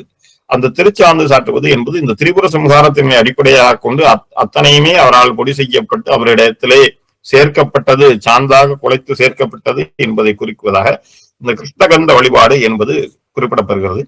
6வது நாள் உற்சவத்திலே மிக தெளிவாக காமிகாகவும் குறிப்பிடுகிறது. ஞானசமுத்திரனுடைய திருப்பால் அளித்த ஞானப்பால் அளித்த லீலையை கொண்டாட வேண்டும் என்பதையும் அந்த உற்சவ பத்ததிகள் குறிப்பிடுகின்றன. இது போக சுவாமி ரதோத்சவம் வருவது என்பது திரிபுர சம்ஹாரத்தையே குறிக்கிறது. இந்த திரிபுர சம்ஹாரத்திலே எவ்வாறு இறைவன் அவர் ரதத்திலே ஏறி அவரே திரிபுரங்களை தன்னுடைய புன்முறுவலிலே அளித்தார் என்பதையோ அதை போல் இந்த ஆன்மாக்களினுடைய வினைகளெல்லாம் நீக்கி அவருடைய மாயையிலிருந்து நீக்கி அவர்களுக்கு மோட்சத்தை ஞானத்தை அளிக்க வேண்டும் என்பதை இந்த திரிபுர சம்ஹாரம் ரதோத்சவம் நமக்கு உணர்த்துகிறது. இந்த ரதோத்சவத்திற்கு பின்னே சுவாமி தேரிலிருந்து கீழே எழுந்துருள செய்யப்பட்டு அதன் பின்னர் அவருக்கு என்ன செய்யணும், மௌனோத்சவம் நடத்துவார்கள். அதாவது அந்த மௌனோத்சவத்திலே பல்வேறு விதமாக விசேஷமான சில வாத்தியங்கள் சிறிது நேரம் இருக்கும். சில நேரத்திற்கு பிறகு மௌனமாக இருக்கு அந்த உற்சவம் நடைபெறும். எந்த ஒரு வாத்திய சப்தமும் எந்த ஒரு மனித சப்தமும் இல்லாமல் மௌனமாக சுவாமி அந்த திருவிதி உலா கண்டருள்வார். அதாவது வாக்கு, கரணம், காட்டம், சுளுத்தி என்று 4 வகைப்படும். இந்த 4 மௌனமா இருக்கணும். வாய் பேசக்கூடாது, கண் சிந்திக்க கூடாது, காது தேவையில்லாத விஷயங்களை கேட்க கூடாது, மனசு எதையும் சிந்திக்க கூடாது. இவை எல்லாமே அந்த பரமேஸ்வரனை மட்டுமே சிந்தித்துக் கொண்டு அந்த உற்சவம் மௌனமாக சிவசிந்தனையோடு சுவாமி திருக்கோயில் அடைவார். அதுதான் மௌனோத்சவம் அப்படின்னு சொல்லக்கூடிய ஒரு உற்சவம். அந்த மௌனோத்சவம் முடிந்து சுவாமி திருக்கோயில் வந்த உடனே அங்க சூர்ணோத்சவம் அப்படின்னு ஒண்ணு நடைபெறும். அதாவது இந்த ஆன்மாக்களுக்கு என்ன சொல்ல செருக்கை ஏற்படுத்துவது 4 விஷயம். என்ன? தனு, கரண, புவன, போகங்கள். இந்த 4ம் தான் ஆன்மாக்களுக்கு எப்பவுமே நான் என்ற ஒரு செருக்கை நமக்கு கொடுக்கும். எனவே ஒரு உரல், அந்த உரலிலே 4 மஞ்சள் போடுவார்கள். அது தனு, கரண, புவன, போகம் என்று சொல்லக்கூடிய அந்த 4 மஞ்சளை உள்ளே போட்டு மேலே ஒரு உலக்கையை வைத்து அந்த 4 மஞ்சளையும் இடித்து பொடியாக்கி அந்த பொடியை இறைவனுக்கு சமர்ப்பித்து அந்த சமர்ப்பித்த அந்த ஒரு நிர்மால்யத்தை பக்தர்கள் அனைவரும் வாங்கி அணிந்து கொள்வார்கள். இதை நீங்கள் பார்த்திருப்பார்கள். இதை பொற்சுண்ணம் இடிப்பது என்று திருமுறைகள் எல்லாம் பாடி செய்வார்கள். அதனுடைய தாற்பயம் என்னவென்றால் இந்த தனு, கரண, புவன, போகங்கள் அனைத்துமே பொடி செய்யப்பட்டு அந்த உலக்கையால் இடிக்கப்படுகிறதே அவையான நம்முடைய அருள் சக்தியினால் இடித்து சுத்த ஞானமாக்கி அதை இறைவனிடத்துல போய் சேர்த்துட்டோம் அப்படின்னா அது என்னமாயிரும், சுத்த ஞானம் ஆயிரும். அதை வாங்கி நாம் அணிந்து கொள்ளும் பொழுது நம்முடைய செருக்கு அனைத்தும் நீங்கி நாம் அந்த இறைவனை பரிபூர்ணமாக உணர்ந்து கொள்ளக்கூடிய ஒரு தன்மை ஏற்படும். இதற்கு பின்னர் தீர்த்தவாரி, சுவாமி தீர்த்தவாரி கண்டருளும் பொழுது அவர்களே திருக்குளத்திலேயோ நதிக்கரையிலேயே சுவாமி எழுந்தருளி அவருக்கு தீர்த்தவாரி நடைபெறும்.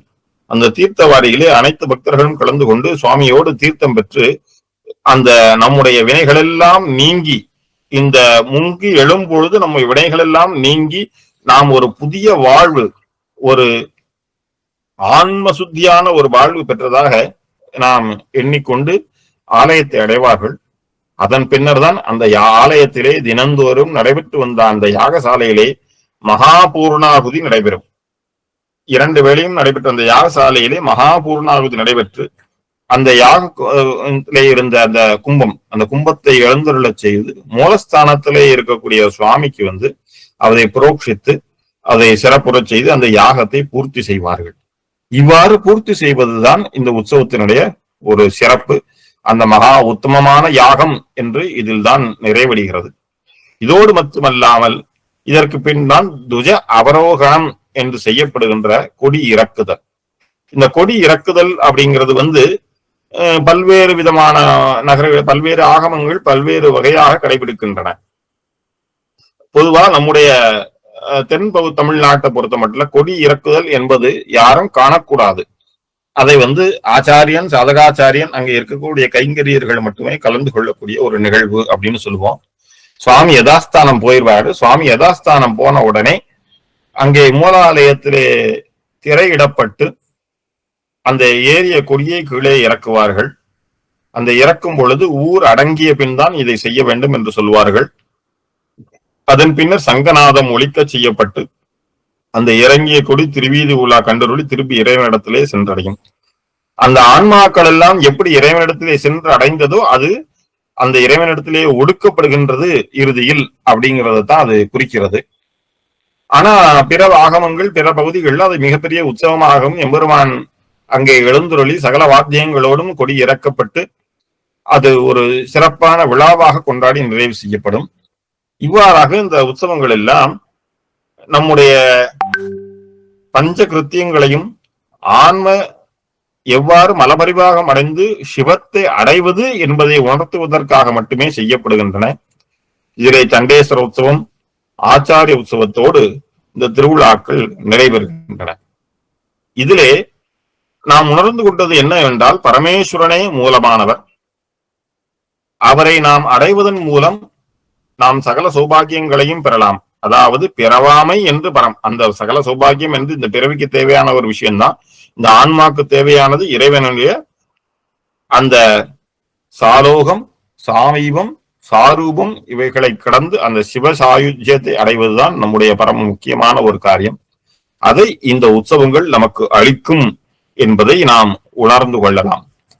இவ்வாறாக இந்த உற்சவங்கள் பல கிரியா கிரமங்களோடு நடைபெற்று வந்தாலும் நாம் ஒரு சைவர்களாக அந்த விழாக்களிலே கலந்து கொள்ளும் பொழுது அங்கே நடைபெறுகின்றவை எப்படி நம்முடைய ஆன்ம லாபத்தை ஏற்படுத்துகின்றன என்பதை நாம் அங்கு சிந்தித்து தத்துவரூபமாக அவற்றை நாம் உணர்ந்து ஏற்றுக்கொள்ள வேண்டும். இதிலே இன்றைய தினத்திலே நாம் சொல்லப்படுகின்றது சந்திர கிரகணம் என்று கூறப்படுகின்ற ஒரு சிறப்பான நாள். நம்முடைய அனுஷ்டான கிரமத்திலே ரெண்டு வகையான பிரிவுகள் உண்டு. ஒன்று புண்ணியமான தினங்கள், இன்னொன்று சுப தினங்கள். சுப தினங்களிலே பல்வேறு சுபகாரியங்கள் செய்வோம். பொதுவாக இந்த தட்சிணாயனத்திலே தான் அதிகப்படியான புண்ணிய தினங்கள் வரும். இந்த புண்ணிய தினங்களிலே நாம் செய்யக்கூடிய விஷயங்கள் என்னவென்றால், ஒன்று நம்முடைய மூதாதையர்களுக்கு நாம் செய்யக்கூடிய பிதிர்கர்மாக்களை நாம் செய்யலாம். மற்றொன்று பல்வேறு விரதங்களை அனுஷ்டிக்கலாம். மற்றொன்று பல்வேறு உபாசனைகளை நாம் மேற்கொள்ளலாம். இதிலே இந்த சந்திர கிரகண காலத்திலே நாம் என்ன செய்ய வேண்டும் என்றால், அந்த கிரகணம் பிடித்த நேரத்திலிருந்து அது விசர்ஜனமாகும் நிவர்த்தி செய்யும் நேரம் வரை நாம் ஏதேனும் தீட்சையோ அல்லது மந்திரோபதேசமோ பெற்றிருந்தால் அந்த மந்திரத்தை நாம் ஜபம் செய்யலாம், திருமுறைகள் பாராயணம் செய்யலாம், சாஸ்திர பாராயணம் செய்யலாம், அந்த பரமேஸ்வரனையே சிந்தித்துக் கொண்டிருக்கலாம். இந்த காலங்களிலே நாம் செய்ய வேண்டியது ஈஸ்வர சிந்தனையே. இந்த கிரகண காலங்களிலே ஒரு சிறப்பு உண்டு. என்னவென்றால், மந்திரோபதேசங்களிலே இந்த கிரகண காலங்களில் உபதேசிப்பார்கள். அது எத்தகைய மந்திரமாக இருந்தாலும் வைதீக மார்க்கத்திலே இந்த கிரகண காலத்திலே உபதேசம் செய்வது என்பது ஒரு சிறப்பு. இதற்கு திதி வார நட்சத்திர எந்த தோஷங்களும் இல்லாமல் நாம் இதை உபதேசம் பெற்று ஜபித்துக் கொள்ளலாம். இதிலே இன்னொரு சிறப்பு என்னவென்றால், ஆலயங்களிலே எவ்வாறு வழிபாடுகள் நடைபெறும் என்பது. பொதுவாக நம்முடைய தென் தமிழகத்தில் உள்ள காரணாகம காமிகாகமங்களின் அடிப்படையிலே பெரும்பாலான ஆலயங்கள் செயல்படுகின்றன. இங்கே கிரகண காலத்திலே தரிசனாதி காரியங்கள் கிடையாது. சுவாமி என்ன பண்ணுவார் அப்படின்னா உமா சகிதமாக தீர்த்தக்கரையிலே எழுந்தருளுவார். அப்பொழுது அவர் தீர்த்தக்கரையிலே எழுந்துருள செய்யப்பட்டு சுவாமி அங்க திருக்கோயிலிலே எல்லாம் திரைகள், மூலஸ்தானங்கள் எல்லாம் திரையிடப்பட்டு நடைகள் தற்காலிகமாக அடைக்கப்பட்டிருக்கும். சுவாமி இங்கே திருக்குளத்திலே எழுந்துருள செய்யப்பட்ட பின்னர் அவரே யோக நிஷ்டையிலே இருந்து எந்தெந்த ஆன்மாக்கள் எல்லாம் இந்த காலத்திலே தவத்திலும் சிவச்சிந்தனையிலும் இருக்கிறார்களோ அவர்களுக்கு அது அருளுவதையே முக்கிய நோக்கமாக கொண்டு அவர் அங்கே தியானித்துக் கொண்டிருப்பார். அந்த புண்ணிய காலம் நிறைவு பெற்றவுடன் அந்த புண்ணிய காலத்தினுடைய ஒரு சிறப்பாக அங்கே என்னதான் கிரகண தீர்த்தவாரி நடைபெறும். அந்த நேரத்திலே தான் நாமும் அந்த கிரகணம் முடிந்தவுடன் நாம் குளிக்கக்கூடிய ஒரு பழக்கம் நம்முடைய இருக்கிறது. அதில் குளித்த பின்னர் நாம் அன்றாட நடைமுறைகளை செய்வோம். திருக்கோயிலை பொறுத்த மட்டிலே இன்று சாயரட்சையோடு பூஜா காலங்கள் எல்லாம் நிறைவு பெற்று சுவாமி அங்க தீர்த்த குளத்திலே எழுந்தருளி இன்று இரவு 1:30 மணிக்கு அந்த கிரகணம் நிவர்த்தி பெற்றவுடன் அவர் தீர்த்தவாரி கண்டருளி யதாஸ்தானம் கண்ட பின்புதான் அங்கு அத்தஜாம பூசைகள் நடைபெற்று சுவாமி திருநடை அடைக்கப்படும். இவ்வாறாக இந்த கிரகண காலங்களே நிறைய தானங்கள் செய்யலாம், புண்ணியம் கிடைக்கும். அந்த தானங்கள் செய்வதன் மூலம் நமக்கு பலன்கள் உண்டு. அந்தந்த தானங்களுக்கான இந்த பிறவிக்கான பலன்களை நமக்கு இறைவன் அருளுவார். இவ்வாறாக இந்த உற்சவ காலங்களினுடைய தத்துவங்களை பற்றி நமக்கு பல்வேறு வகையான நூல்கள் நமக்கு குறிப்பிடுகின்றன. இதில் குறிப்பாக சொல்ல போமே ஆனால் நம்முடைய புராணங்களிலே கந்த புராணம் பல பிரமாணங்களை குறிப்பிடுகிறது, நம்முடைய திருமுறைகள் பல பிரமாணங்களை குறிப்பிடுகின்றன. இவையெல்லாம் நாம் விரிவாக சிந்திக்கக்கூடிய காலங்களிலே நாம் இதனை இந்த பிரமாணங்களோடு சிந்திக்கலாம். இதிலும் சிறப்பாக நம்முடைய காஞ்சி புராணங்கள் பல விஷயங்களை நமக்கு குறிப்பிடுகின்றன. நாம் இன்னும் நம்முடைய ஞானசம்பந்தருடைய திருமயிலை பதிகத்தை நாம் கேட்கும் பொழுது அதில் அழகாக அவர் குறிப்பிடுவார். ஒவ்வொரு பௌர்ணமியும் மாசி மக தீர்த்தவாரையும் தைப்பூசத்தையும் அங்கு நடைபெறக்கூடிய பங்குனி உத்திர திருநாளையும் ரொம்ப சிறப்பாக குறிப்பிட்டு அதையெல்லாம் காணாத போவியோ பூம்பாவை என்று அவர் குறிப்பிடுவார். இது நம்முடைய உற்சவங்களுக்கான பரம பிரமாணம். இது தவிர பல பிரமாணங்களை நம்முடைய பண்டார சாஸ்திரங்கள் கூட நம்முடைய உற்சவங்களை பற்றி நம்ம குறிப்பிடுகின்றன.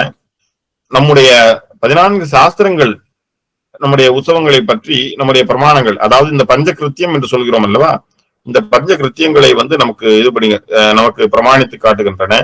சைவ சமய நெறி, சிவஞான தீபம் போன்ற தணிகை புராணம், காசி காண்டம் இவையெல்லாமே நமக்கு சூதசம்ஹிதை நமக்கு பல விஷயங்களை நமக்கு பிரமாணமாக காட்டுகிறது.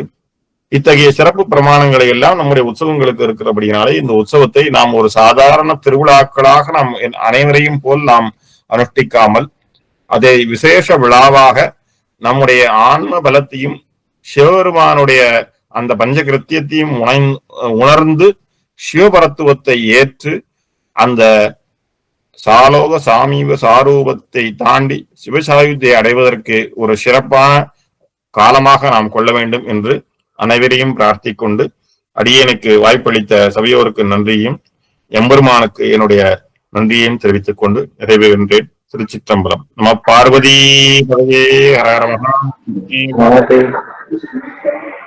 மிக்க நன்றி ஐயா. மிக அருமையான ஒரு செறிவான ஒரு உரையாக இன்று இருந்தது. மிக கவனிக்கத்தக்க ஒரு உரை என்று நான் இதை சொல்கிறேன். இந்த சைவ திருவிழாவினுடைய தத்துவங்களை, அதனுடைய அடிப்படை தத்துவத்தை உணரும் பொழுது மிக முக்கியமான ஒரு விஷயத்தை நாம் மனதில் கொள்ள வேண்டியிருக்கிறது. அதுதான் சைவ சித்தாந்த தத்துவம். பதி பசு பாசம் என்ற முப்பொருளை பற்றி பேசக்கூடிய சைவ சித்தாந்த தத்துவத்தை நாம் கற்றுக்கொண்டால் மட்டுமே இந்த திருவிழாவினுடைய உள்ளர்த்தத்தை நாம் உணர்ந்து கொள்ள முடியும் என்பது மிக முக்கியமான ஒரு விஷயம். இதில் நாம் ஒரு விஷயத்தை நாம் நினைவூட்ட வேண்டியிருக்கிறது. உமாபதி சிவாச்சாரியார் தாம் எழுதிய சிவபிரகாசம் என்ற நூலிலே கிரியை என மறுவும் அவை யாவும் ஞானம் கிடைத்தற்கு நிமித்தம் என்று அருளி செய்திருக்கிறார். கிரியை என்ற சொல்லுக்கு செயல் என்று பொருள். இங்கே மந்திரங்களோடு கூடிய அனைத்து வகையான வழிபாடுகளும், இல்லத்திலே நடத்தக்கூடிய வழிபாடுகளும், கோயில்களிலே நடத்தக்கூடிய வழிபாடுகளும் இந்த கிரியை என்ற சொல்லிலே அடங்கும். இந்த கிரியைகளுடைய நோக்கம் என்னவென்றால் நமக்கு ஞானம் கிடைக்க வேண்டும். ஞானம் என்றால் அறிவு, இந்த இடத்துல எது அறிவு என்று நாம் யோசித்து பார்க்கும் பொழுது உயிருக்கு எது பகை எது உறவு என்று பிரித்து பார்க்கக்கூடிய அறிவு தான் ஞானம். எது பகை? நமக்கு மலங்கள் பகை. எது உறவு? சிவருமான் மட்டுமே உறவு. உற்றாரை யான் வேண்டேன் ஊர் வேண்டேன் பேர் வேண்டேன் என்று மாணிக்க வாசகர் சொன்னதும் திரு அங்கமாலையிலே தேடி கண்டு கொண்டேன் என்று அப்பர் சுவாமிகள் சொன்னதும் அந்த உறவை மட்டும்தான். எனவே இதை அடிப்படையாக கொண்டுதான் திருவிழாக்கள் வடிவமைக்கப்பட்டிருக்கின்றன. ஐயா சொன்னதை ஒரு சுருக்கமாக சொல்லிவிடுகிறேன். பொதுவாக விழாக்கள் என்பவை லௌகிகம் வைதிகம் என்று 2 வகையாக பிரிக்கப்படுகின்றன. இவற்றில் வைதிகம் என்பது கர்ம மார்க்கம் ஞான மார்க்கம் என்று 2 பிரிவாக பிரிக்கப்படுகிறது. அதில் ஞான மார்க்கம் என்பது ஆன்மார்க்கம் பரார்த்தம் என்று 2ஆக பிரிக்கப்படுகிறது. உற்சவம் என்ற சொல்லுக்கு உத்தமமான பஞ்சகிருத்தியம் உத்தமமான யாகம் என்று பொருள். நம்முடைய பஞ்சாங்கம் சாந்திரமானம் சௌரமானம் என்று 2 அடிப்படையிலே பிரிக்கப்பட்டு செயல்பட்டு வருகிறது. இதில் நட்சத்திரத்திலே கிரியைகள் செய்யப்படுவது சௌரமானம், திதிகளிலே செய்யப்படுவது சாந்திரமானம் என்று 2 வகையாக சொல்லப்படுகிறது. இதுல பொதுவாக கோயில் விழாக்கள் சௌரமானத்திலும் சாந்திரமானத்திலும் கலந்து செய்யப்படுகின்றன. உதாரணமாக நடராஜருடைய 6 விஷயங்களை ஐயா உதாரணம் காட்டினார்கள். அவற்றில் 3 திதி அடிப்படையிலும் 3 நட்சத்திர அடிப்படையிலும் வருவதை சுட்டிக்காட்டினார்கள். இதன் பிறகு நேராக சிவாலயங்களில் நித்தியம் நைமித்தியம் காமியம் என்று 3 அடிப்படையில 3 வகை வழிபாடுகள் உற்சவங்கள் நடத்தப்படுகின்றன என்பதையும் அவற்றிலே மகோற்சவங்கள் நைமித்தியம் என்ற பிரிவின் கீழே வருவதையும் சொன்னார்கள். பொதுவாக உற்சவங்களிலேயே நித்தியோற்சவம் வாரோற்சவம் பட்சோற்சவம் மகோற்சவம் என்று பல்வகையான உற்சவங்கள் இருப்பதையும் ஐயா சுட்டிக்காட்டினார்கள். 1 முதல் 27 நாள் வரையிலான உற்சவங்கள் நடத்தலாம் என்று ஆரம்பங்கள் கூறுவதையும் சொன்னார்கள். திருவிழாவிலே மிக முக்கியமான கிரியைகள் என்று சொன்னால் அது தினசரி யாகம் நடைபெற வேண்டும். அவற்றில் மிக முக்கியமானது உற்சவ பலி. அதன் பிறகு 18 கிரியைகள் அந்த உற்சவங்களிலே இடம்பெற வேண்டும். இன்று இவையெல்லாம் நடக்கிறதா என்று நாம் நமக்குள்ளே கேள்வி கேட்டுக்கொள்ள வேண்டும். உற்சவத்தினுடைய மிக முக்கியமான நோக்கம் சிவனே பரம்பொருள், அவனை அடைவதே முக்தி. அதை எப்படி அடைவது என்பதை செயலில் நடத்தி காட்டுவதுதான் உற்சவம். பஞ்சகிருத்தியம் என்று சொல்லப்படக்கூடிய 5 தொழில்கள் படைத்தல் காத்தல் ஒடுக்குதல் மறைத்தல் அருளல் என்கின்ற 5 தொழில்களையும் சிவருமானே செய்கிறார் என்பதை நமக்கு செயல் வடிவத்தில் நிகழ்த்தி காட்டுவது உற்சவம். இதிலே விழாவினுடைய முதல் செயலாக மண்ணெடுத்தல், அதாவது மிருத்சங்கிரகணம் என்று சொல்லி அதிலே அங்குரார்ப்பணம் சொல்வது எப்படி செய்வது என்பதை ஐயா விரிவாக விளக்கினார்கள்.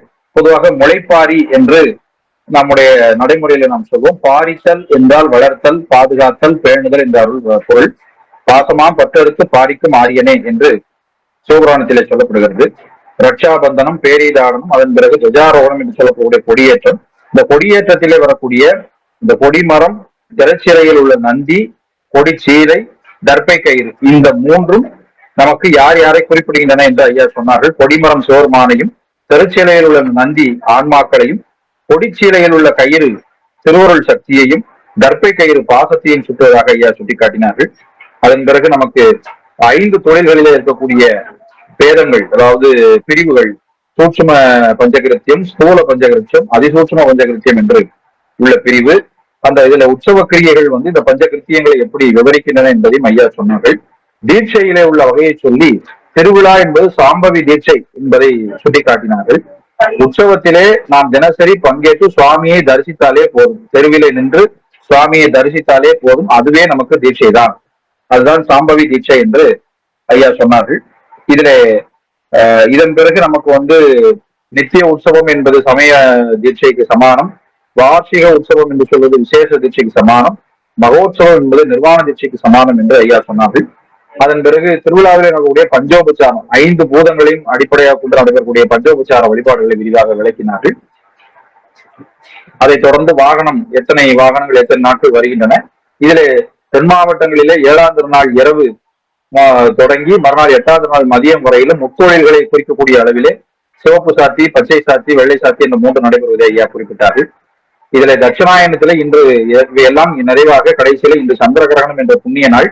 இந்த புண்ணிய தினத்திலே நாம் என்ன செய்ய வேண்டும் என்று ஐயா அவர்கள் சொன்னார்கள். இயன்றவர்கள் பஞ்சாட்சர ஜபம் பண்ணலாம், திருமுறை பாராயணம் செய்யலாம், பல்வேறு நூல்களை வாசிக்கலாம், ஞான நூல்களை வாசிக்கலாம் என்று ஐயா மிக சிறப்பாக சொன்னார்கள். பல்வேறு நூல்களையும் நமக்கு மேற்கோள் காட்டியிருக்கிறார்கள். ஐயா அவர்களுக்கு மிகுந்த நன்றியை தெரிவித்துக் கொள்கிறேன். ஏனென்றால் இன்று அவர்களுக்கு சந்திரகிரகண புண்ணிய தினம், அவர்களுக்கு பல்வேறு கிரியைகள் காத்திருக்கின்றன. அதற்கிடையிலே நமக்கு இங்கே வகுப்பெடுப்பதற்காக ஒப்புக்கொண்டார்கள். ஐயா அவர்களுக்கு என்னுடைய மனமார்ந்த நன்றியை தெரிவித்துக் கொள்கிறேன். யாருக்கேனும் சந்தேகம் இருந்தால் கேட்டுக்கொள்ளலாம்.